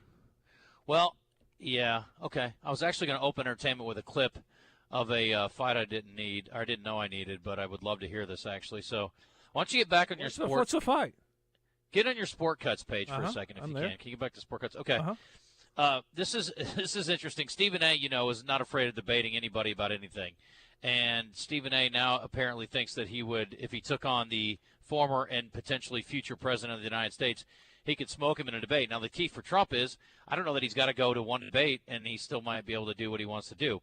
That's up for some discussion or debate, as you would you ever run for office? Hell no. Hell no. You know why? No. You're making a lot of money. That's right. Right there. Doing your thing. Stop right there. If it wasn't, listen, I'm not going to give up.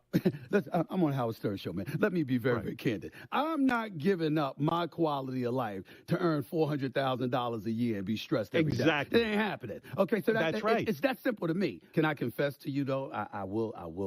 People going to call me crazy. Obviously, I have my show First Take on ESPN every weekday morning, right? Yes. It's a debate show. I would love to be in a presidential debate. I think you do great. Oh, my. No, I'd eat them alive. Yeah, but you wouldn't do it. You wouldn't do it. I wouldn't do it. I wouldn't run for the presidency, but I'd debate Trump any day of the week. Any day of the week. Name the time and place, and I'd show up. That's it? That's it. Do you want to see that? You want to see that debate? That'd be entertaining. I don't, because it would be one of those where everybody's yelling and you can't hear anybody. Wouldn't it? Yeah. That's what it would be. Yeah. They'd have to go in and cut their mic completely off. And they'd still be yelling, and the other guy's mic would catch their sound. Honestly, I don't think you can beat Trump in a debate because it just turns into like a playground argument thing. Have you seen Stephen A. argue on TV? Oh, yeah, Christian? I It's know. the same thing. But it's going to be like, your wife's ugly, Stephen A. I saw her. She's ugly.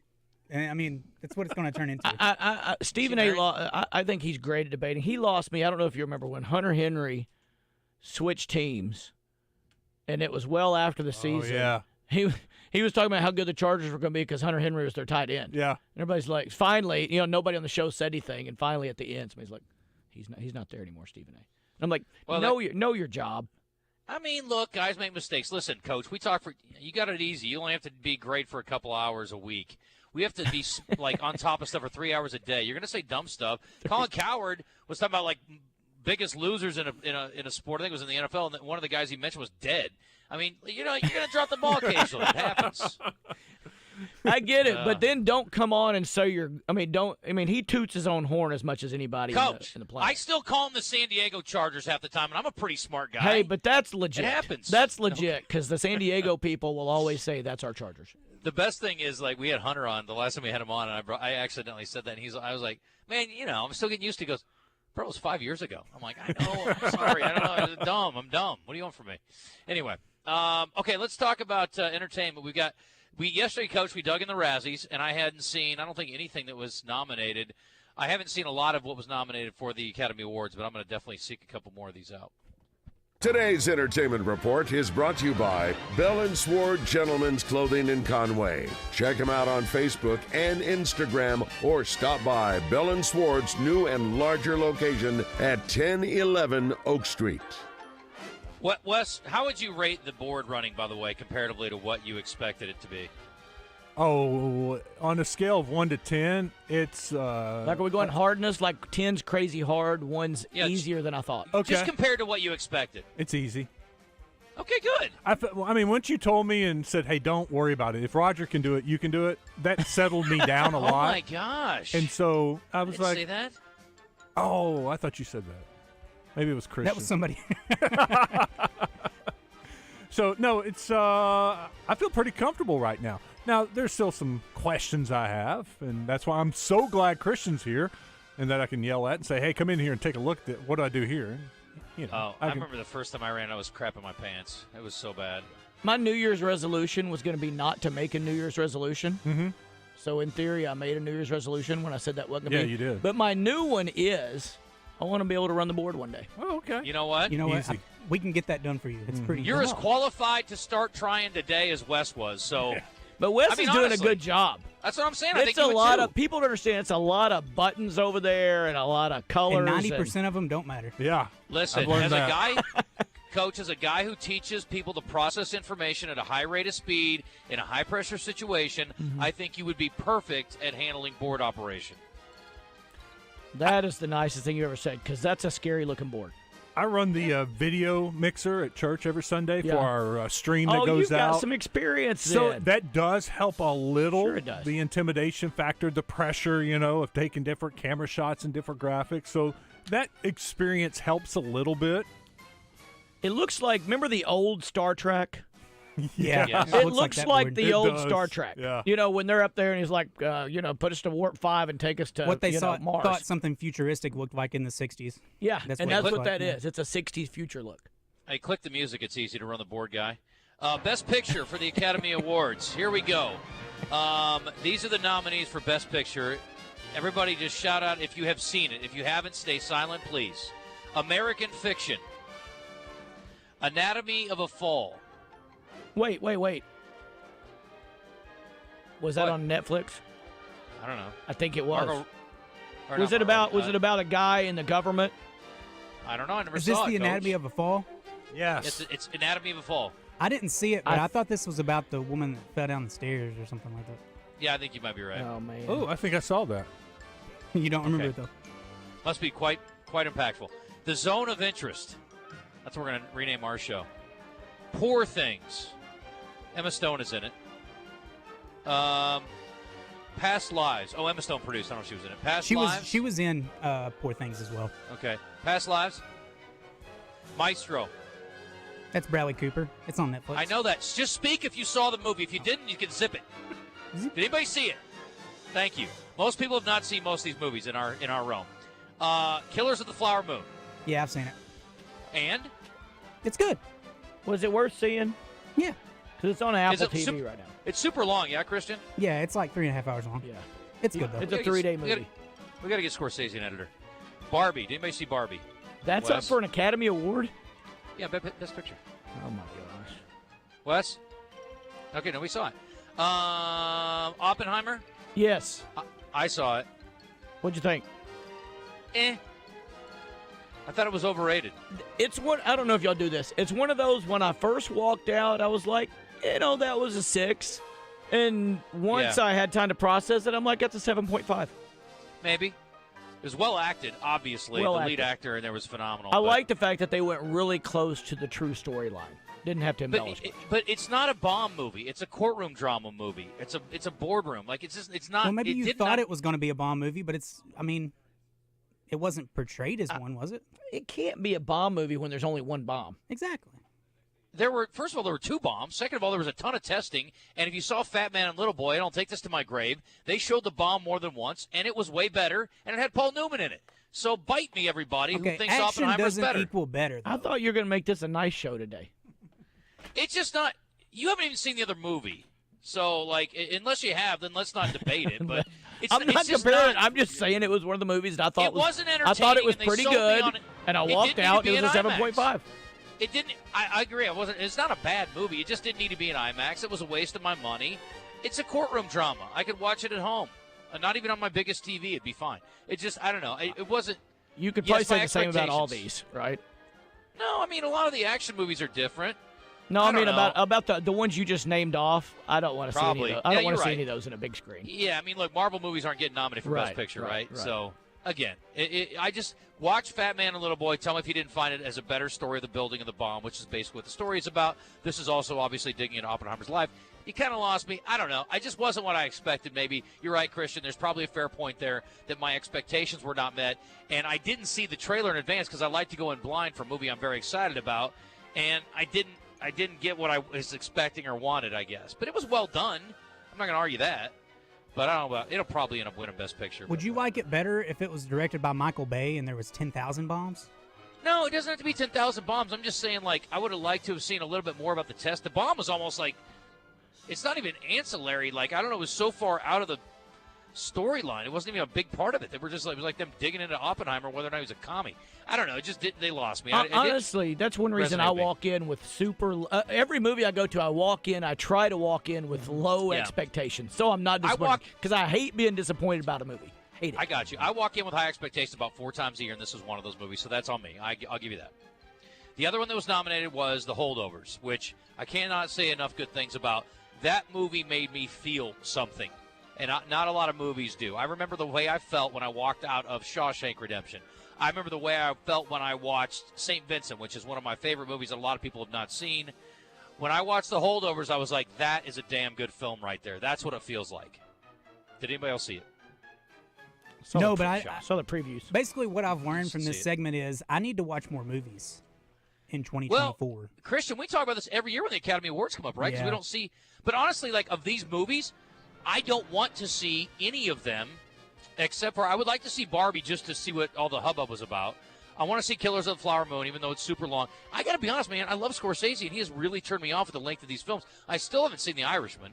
Great movie. Yeah, very good. Okay. All right. You like The Irishman better than I Killers? did, yes. Yeah. I think most people probably did. Okay, that's all I got. Best Director, a lot of people are flipping out because the director of Barbie did not get nominated. Christopher Nolan did for Oppenheimer, though. Best Actor in a Leading Role. You got Bradley Cooper for Maestro. A lot of people made a big deal about his prosthetic nose in the film. Coleman Domingo from Rustin, which I did not hear much about. Paul Giamatti needs to win for The Holdovers, but Cillian Murphy probably will for Oppenheimer. He was great in the role. I liked it better as the psychopath Scarecrow, though. Jeffrey Wright was in American Fiction. He got nominated as well. Very good actor, as you would imagine. Best Actress, Annette Bening for Naiad. Lily Gladstone, Killers of the Flower Moon. Sandra Hüller for Anatomy of a Fall. Carey Mulligan for Maestro. And Emma Stone for Poor Things. Not only was she in it, Christian, she's nominated for an Academy Award. I'm not going to go through everything, but I am going to go through a few more. I just looked up since 2000, the Academy Award winners for Best Picture, and I've seen 11 of the 23 movies. That's pretty good. It is? Probably. Well, I went through a us. 3-year streak in 2001 and 2. It was American Beauty. Remember that? Good movie. Yep. And then Gladiator. Great movie. Yeah. And then Beautiful Mind. Great so movie. so I knocked out 3 of the 11 right then. But since 2003, in the last 20 years, I've only seen 8 of them. I did not even realize De Niro played such a significant role, but he's nominated for Best Supporting Actor's role for Yeah, he was in. Killers of the He Flower was in Moon. a lot of the movie. Robert Downey Jr. is up for Oppenheimer, Gosling for Barbie, Mark Ruffalo for Poor Things, and Sterling K. Brown for American Fiction. I'm not sure who that is. But if any of the other 4 win, I'll be thrilled. Best Actress in a Supporting Role, Emily Blunt for Oppenheimer, Danielle Brooks for The Color Purple, America Ferrera for Barbie, Jodie Foster for Nyad, and Divine Joy Randolph for The Holdovers. She was phenomenal. And then I don't normally bring this up, but I'm going to just because of the one guy. Best Original Score, American Fiction, Killers of the Flower Moon, Oppenheimer, Poor Things, and Indiana Jones and the Dial of Destiny, all nominated. John Williams has been nominated for how many Academy Awards in his career, boys? 35. 29. 24. 54 Academy Awards. Good guess. That is a lot. He was won 5. So Wow. 1 out of 10 ain't bad, apparently. Or 1 out of 11 almost. He's won 6 Emmy, or nominated for 6 Emmy Awards, won 3. Much better percentage, 50. And 27 Golden Globes, won 4. 73 Grammys, won 25. Pretty amazing.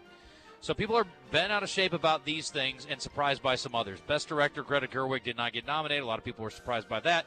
Also thought Margot Robbie might get nominated for Barbie. I can't say that I was expecting that necessarily, although people were surprised that America Ferrera got nominated for Barbie as well.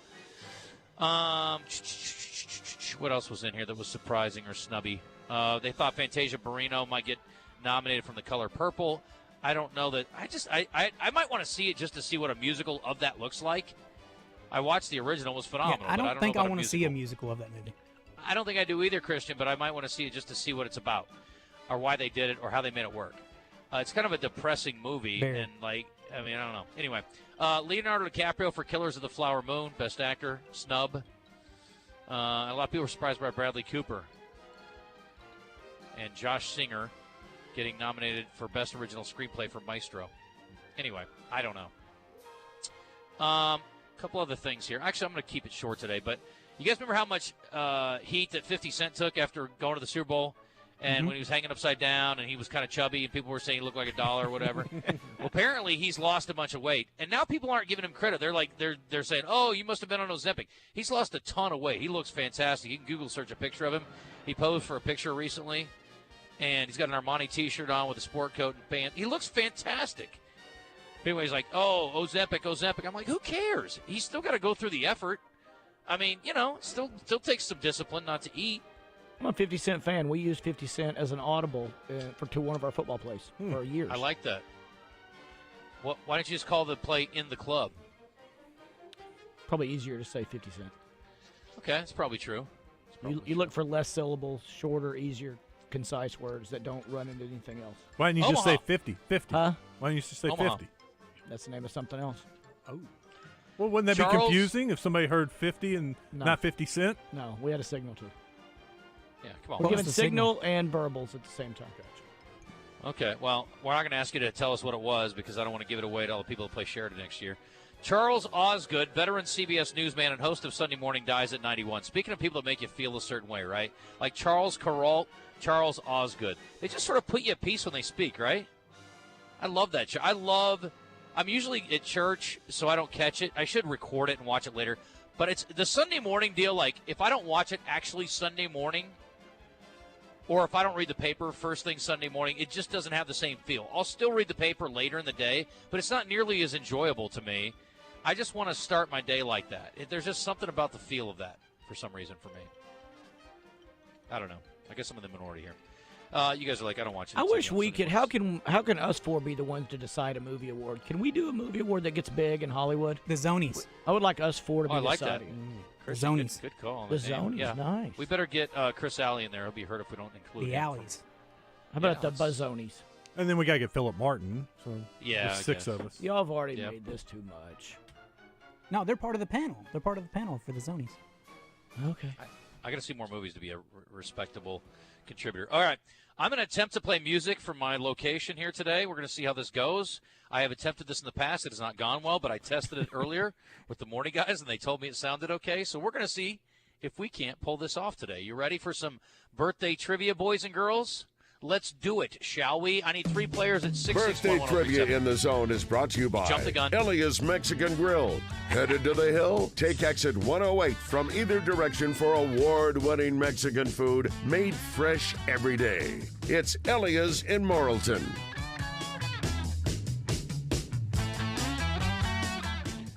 You tell me when you got 3 players on. I got Wes, I got Christian, I got Kevin Kelley in that order, and I've got music time. What? While we're waiting, I want to say 2 things. I want to give props to Joe Kleine for something.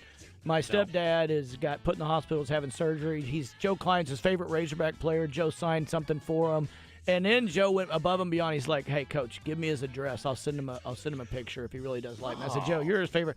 That's people making people's day, helping people, and he's going out of his way to do it. So I appreciate Joe Kleine. Want to say hi to my boy Charlie Hammond's on there too. He's a little guy that I work with, and he just listens to us. I don't know how, because he's not old enough to be out of school, but he listens to us all the time. So hi, Charlie Hammonds. He's one of the great kids in the world. Is he in class right now listening? I don't know. I just got a text from my son Zach that said his dad said Charlie's listening again and wants you to say hi to him. So he said hi to Charlie. He's got one AirPod in. He probably does. Awesome. I hope he does. Hey, he's learning to dual listen. Teacher on one side, zone on the other. That's what we need more people to do, right? Yeah. Work and listen to us. Coach, this is a professional show. We don't just do shout-outs to kids. And he's supposed Stay to. tuned. He's Stay getting focused. smarter. We don't in have one many ear. kids listening. We need to open up our demographics. You're right. We need to get the bottom end of the demo back Yeah. in. All right, fine. All right, let's go. Ready? You got 3 players? Yes. We do. Terry, Who are Thomas, Alex. Terry, you're with Wes. Thomas, you're with Coach. Christian, rather. Terry, Thomas, and who's the third one? Alex. Sorry. Just don't talk down to me. All right, here we go. Ready? This is an So audio Alex clue. with me. Yeah. Yes, Alex with you, Coach. I like the name I'm sorry, Alex. Vance. We've got a chance today. All right, here we go, guys. Tell me if you can hear this. I can hear it. Is this Gloria Gaynor? Oh, never mind. It's a dude.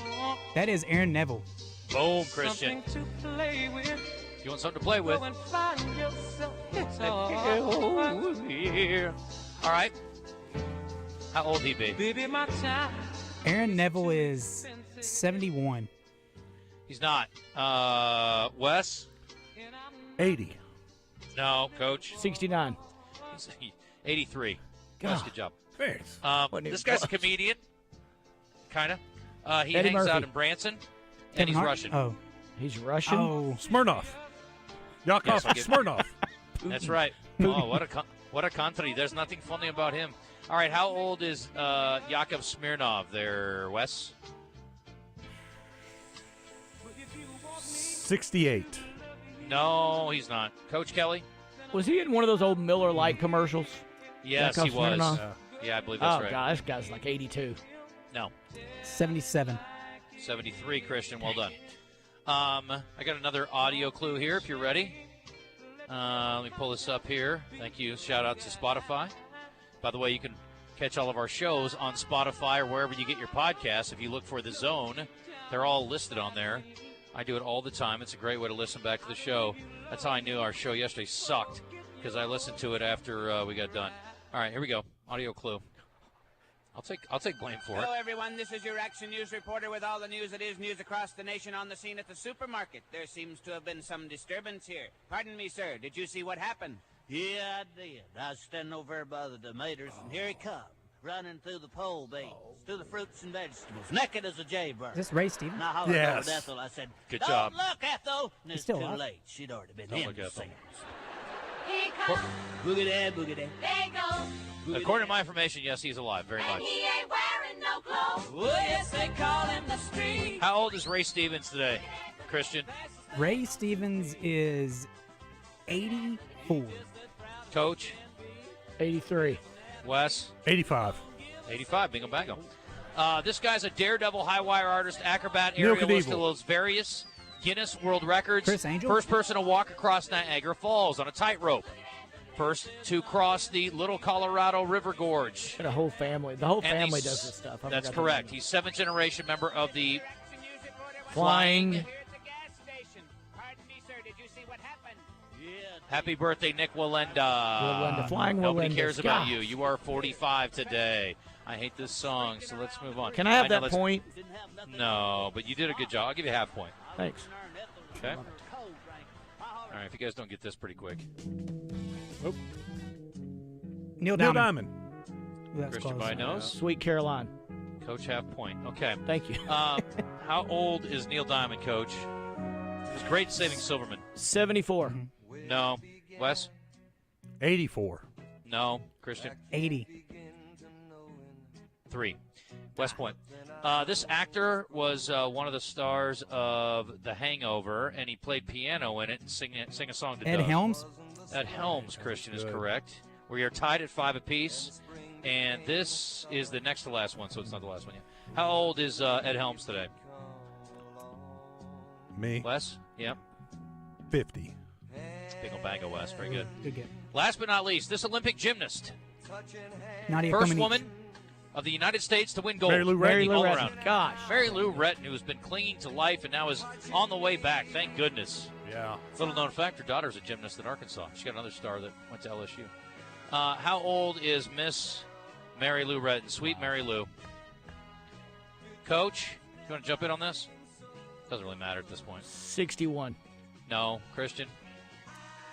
58. No. Wes? 57.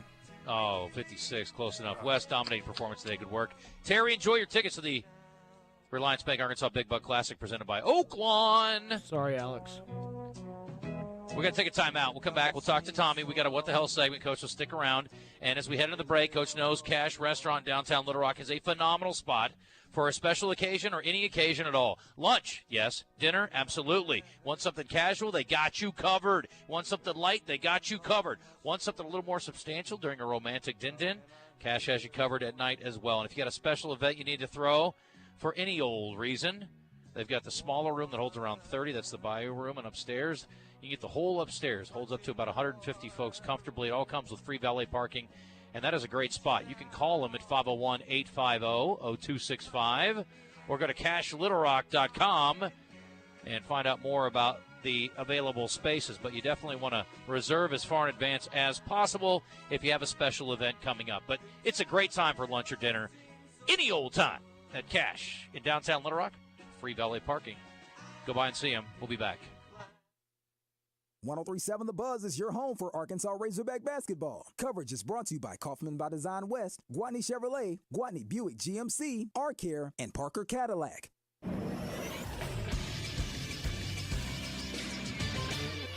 This is Sports Center. Last night in the SEC, South Carolina pulled the upset over 6th-ranked Kentucky, winning 79-62. The Gamecocks are 16-3 on the season and 4-2 in conference. Kentucky's next game will be against Arkansas on Saturday. Then Texas A&M took care of business, beating Missouri 63-57 at home. Tonight in the SEC, action gets started at 5:30 as Georgia hosts LSU on the SEC Network. At 6:30, 8th-ranked Auburn will travel to Tuscaloosa to take on Alabama on ESPN. Florida will host Mississippi State at 7:30 on the SEC Network. Then Arkansas will try for a much-needed win in Oxford against Ole Miss at 8 on ESPNU. Radio coverage for that game can be heard on The Buzz starting at 7:30. Stay tuned after the game for the Gwatney Automotive postgame show. I'm Christian Weaver with The Buzz Radio Network.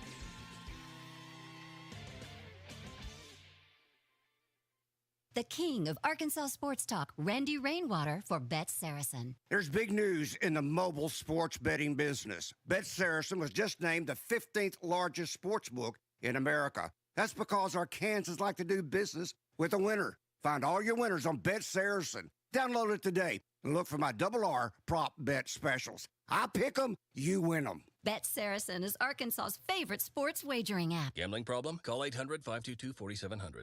Back-to-back Elite Eights, and last year the Sweet 16. How far will the team make it this season? Get the scoop on Mondays on Out of Bounds when senior point guard L. Ellis gives us his take on the basketball season. L. Ellis is brought to you by Matt Black with Allstate Insurance for your home, auto, boat, motorcycle, life, renters, and landlord insurance. Are you in good hands?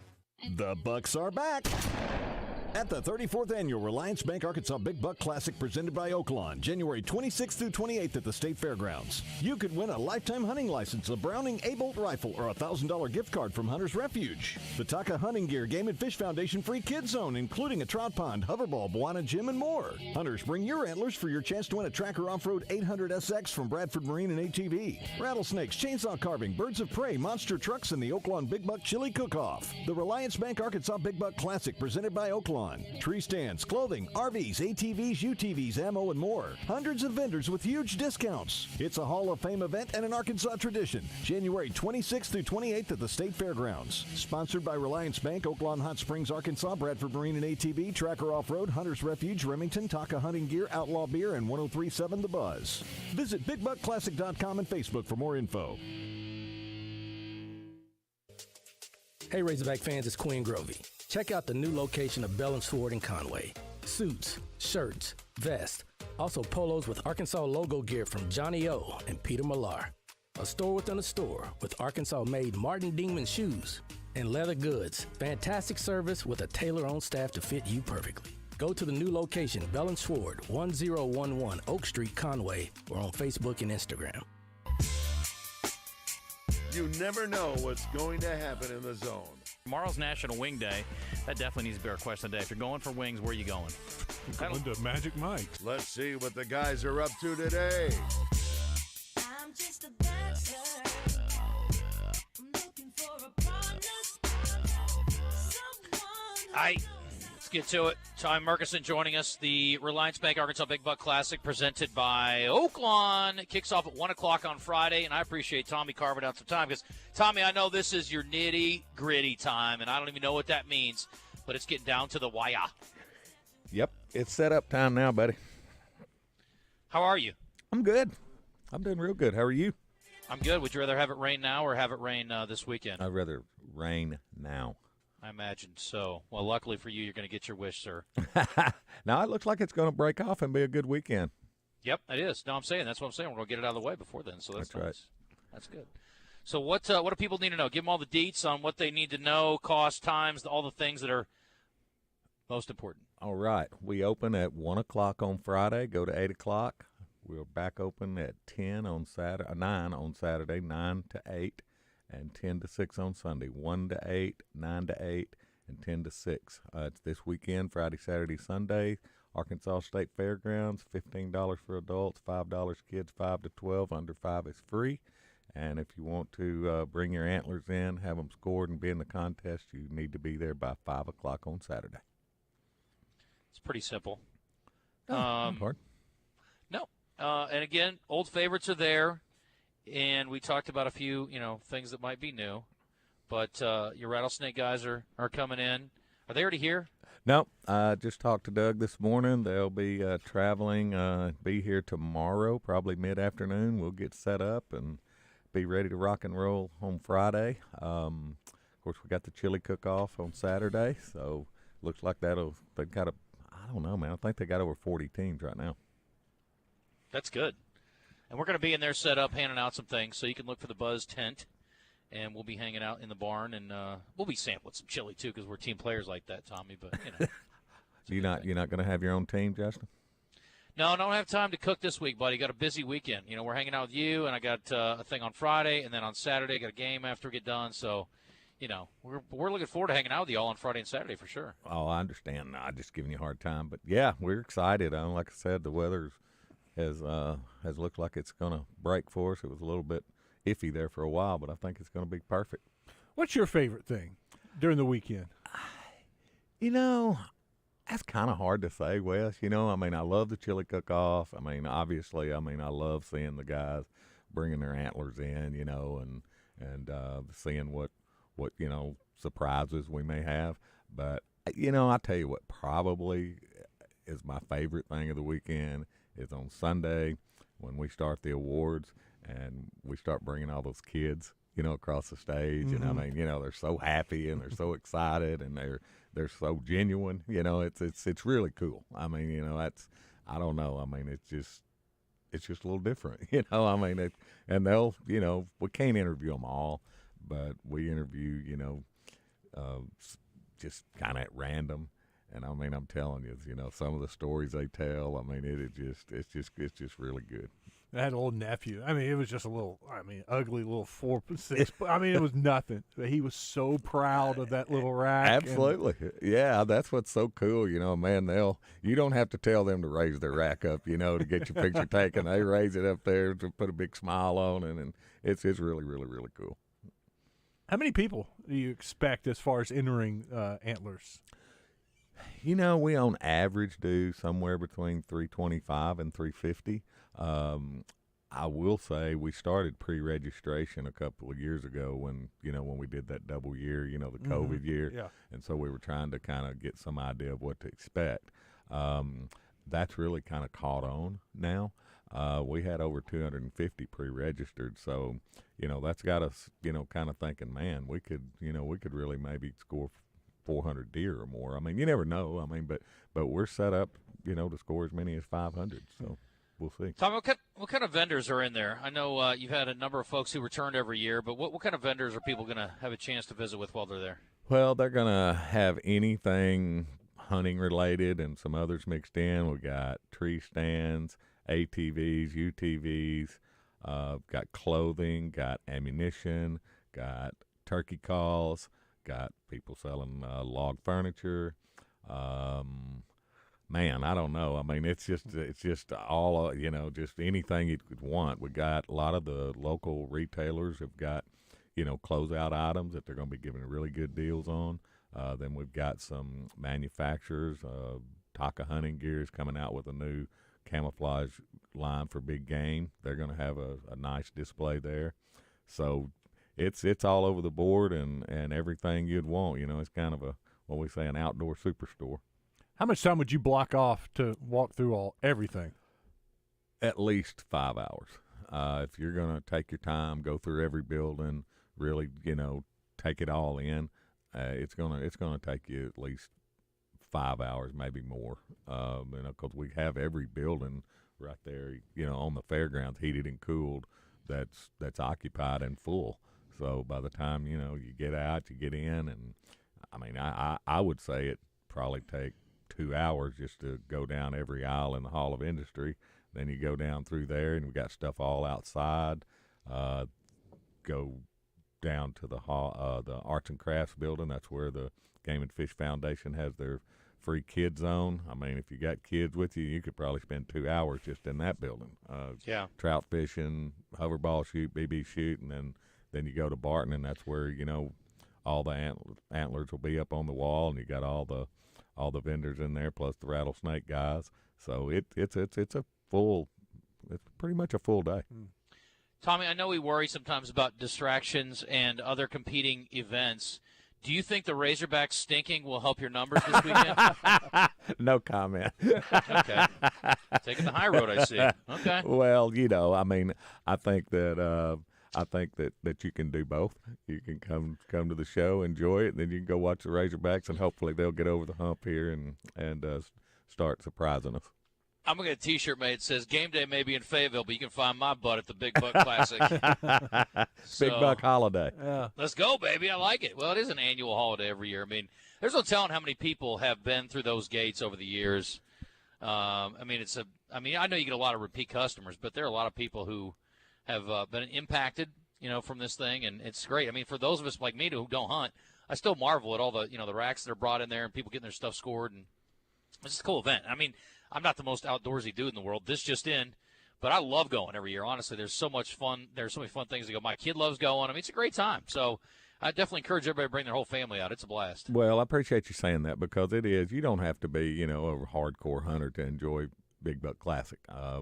There's something for the whole family out there, and the atmosphere that we've created is friendly to that. So I would encourage you, if you haven't been, to come, and if you have been coming, I appreciate it, and I hope you continue to bring your family. Have you seen the crowds change over the year, the makeup of the crowd? It changed a little bit, Wes, from when we were out at the Expo Center. It was under one roof, and it was more of a super super duck gumbo type atmosphere. You know, it was kind of a party inside there, and we got lots of fun stories from there. When we went to the fairgrounds, it did change a little bit. I think maybe some that we started, doing some things that we couldn't do at the expo center, where we could have stuff outside, like the bouncies for the kids and some other stuff to where the family could come. And it's just like a little different atmosphere, because you got multiple buildings that you can go in and out of and enjoy your day. So it's not quite, as party atmosphere as it was out at the expo center, but it's raised our crowd too, to where we can handle more people at the fairgrounds, mainly because of parking. So yeah, it changed. It's fun and family friendly. It's right. A perfect combination. Yep. There you go. Well, buddy, we're looking forward to being with you Friday. Appreciate it, and we're going to give away a few more entries to it, and big prizes to win out there too. 3 great prizes, Tommy, to give for people to have a chance to win if they sign up. So there's really no reason not to come hang out this weekend. I agree 100%, and I appreciate y'all getting the word out for me, and look forward to seeing you and everyone out there this weekend. We'll be there with bells on. See you, buddy. All right, buddy. We're also going to be out there making a huge announcement on Friday, impacting the buzz. So make sure you tune in for that. We'll be making that announcement at the 10 o'clock hour on Friday also.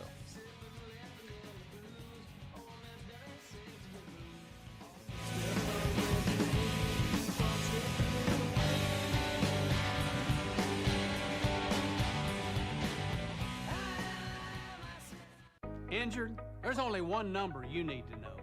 Dial 888-8888. At Rainwater Holton Sexton, no case is too big and no insurance company too strong. Just dial 888-8888.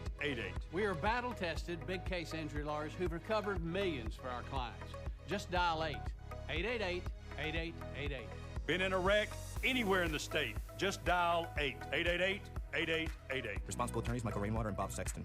Hi, I'm Rick Pennington of Lions Drug. We have great news. Generic Cialis is now available at a huge savings. We have Tadalafil, the FDA-approved generic of Cialis, in a 20-milligram tablet at a savings of up to 80%. We have the 5-milligram daily tablets for less than $3 a pill. Lions Drug continues to be your go-to pharmacy for men's health. What are you waiting for? Call us today at 844-676-2247 or go to our website at lionsdrug.com. Big O Tires believes in straight talk. So what would you do with an extra $100? Shopping, road trip, steak dinner?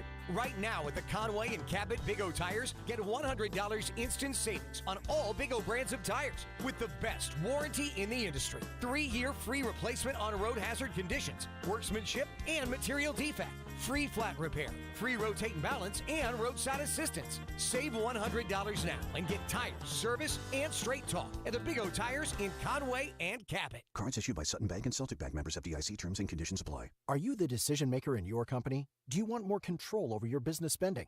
Meet Ramp, the only corporate card and spend management platform designed to save you time and money. Ramp offers unlimited corporate cards with spend controls you can customize to stop wasteful spending before it happens. Ramp makes expense reports a breeze by automatically collecting receipts and matching them to the right transaction. You'll close your books in hours instead of days. Ramp allows you to see all of your company spend in one place, so you can make quick, informed decisions about your business finances. Plus, Ramp will share insights based on your spending to help you cut costs. Over 15,000 businesses have added up to 5% to their bottom line with Ramp. You can be one of them. If you're a decision maker, adding Ramp could be one of the best decisions you've ever made. And now get $250 when you join Ramp. Just go to ramp.com/sports. Ramp.com/sports. ramp.com/sports. Rock out with the only American-style sushi experience founded on great food and rock and roll. Rock and roll sushi. Deliciously twisted flavors and a rock and roll vibe that'll blow your mind. Rock and roll sushi. You want the VIP roll, shrimp tempura, crab stick, cream cheese, Cajun crawfish, baked crab meat, jalapeno, spicy mayo, sweet chili, eel sauce, and crunchy flakes. Rock and roll sushi for lunch or dinner. rockandrollsushi.com. Now with 5 locations in Central Arkansas. If you're looking for the best midday sports talk show in all of the land, look no further than The Zone in the Oaklawn Racing Casino Resort Studio with Justin Acree and Wes Moore.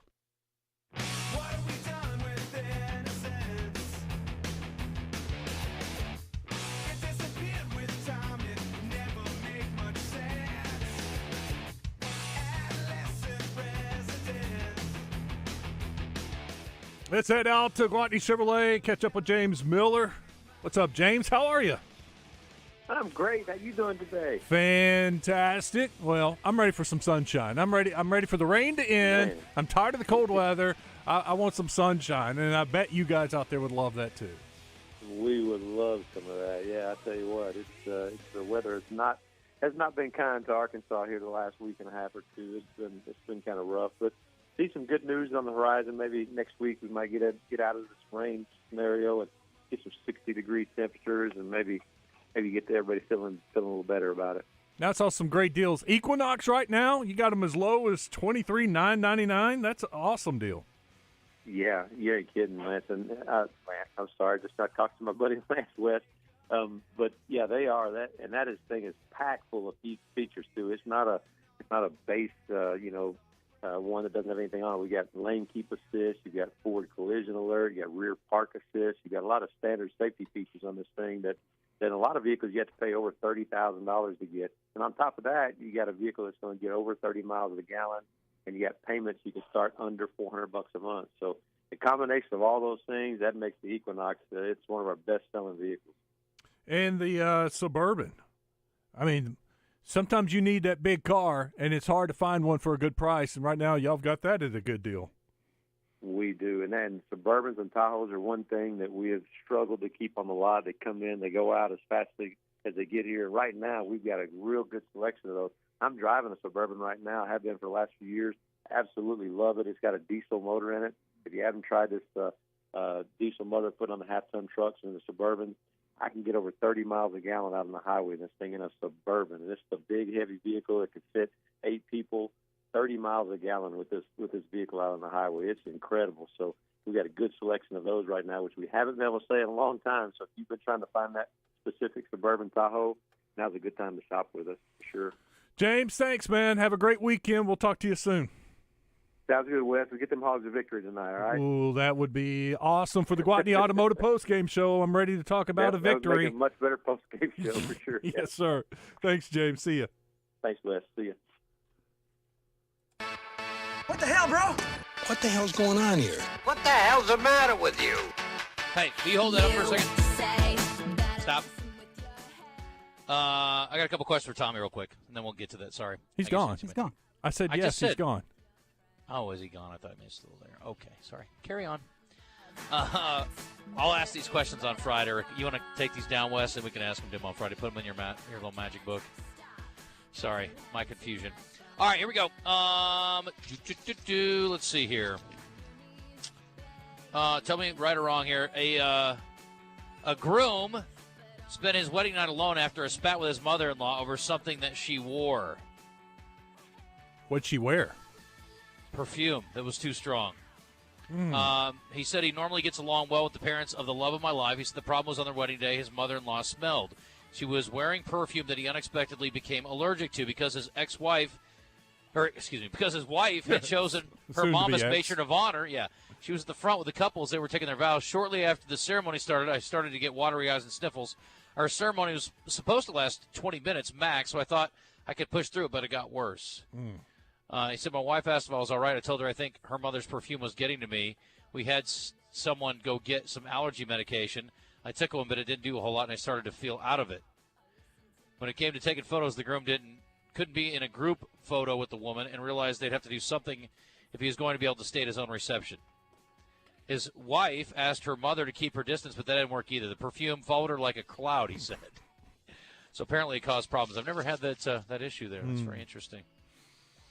Okay, let's see here. This is odd. A man from Connecticut is facing a number of charges.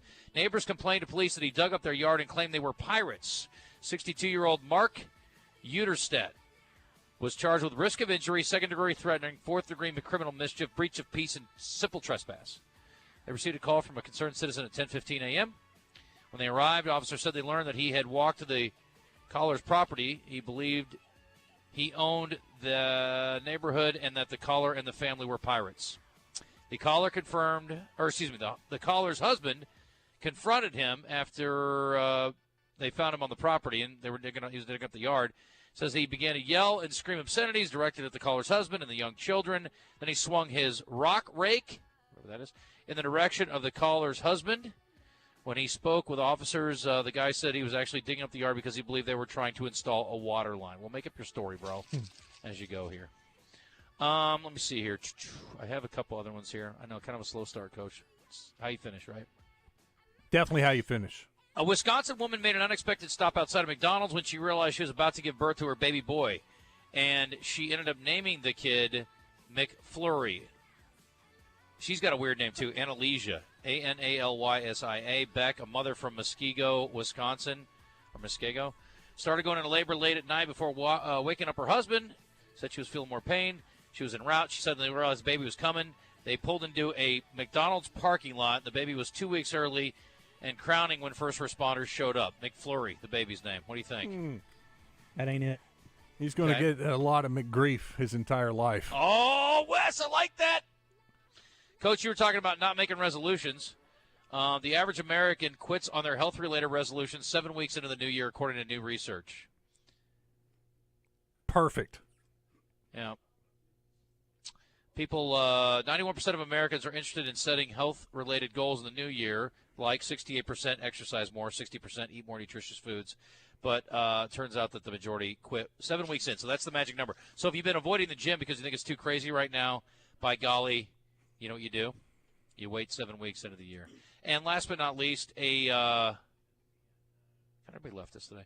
Mommy and Me Day can be fun for kids and moms, but one Atlanta pole dancing studio has come under fire for offering pole dancing classes geared towards mothers and kids. It's a great workout, I'm told. The class, which was open to participants as young as 4 years old, has raised concerns about it being too sexualized an activity for kids.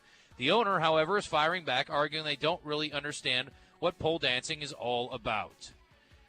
She says the inspiration for our Mommy and Me pole fitness class stemmed from us looking to promote a unique bonding experience between mothers and their children while emphasizing fitness, strength, and confidence in a playful and supportive environment.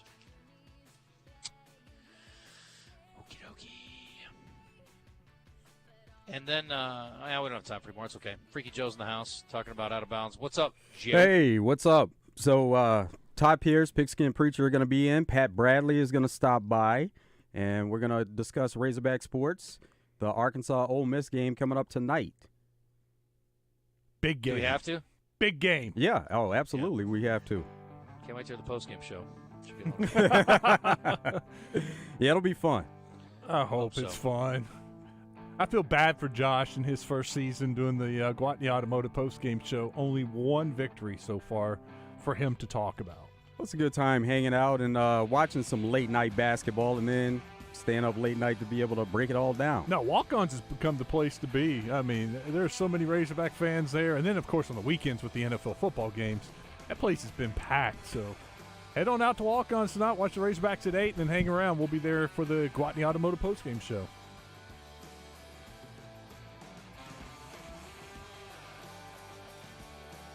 You going to be back, Justin? You coming back? He's back where? To Little Rock. Yeah, I hope so. I'll be there tomorrow. Depends how the game goes. I may stay in Charlotte for the rest of the week. Hopefully they make it interesting. Congratulations. You're having a little girl. At that moment, everything changed. Our hopes and dreams for ourselves were instantly replaced by our hopes and dreams for her.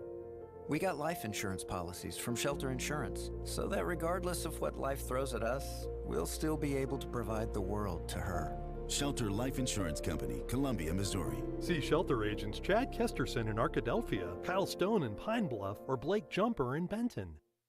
Now's the time to get a great deal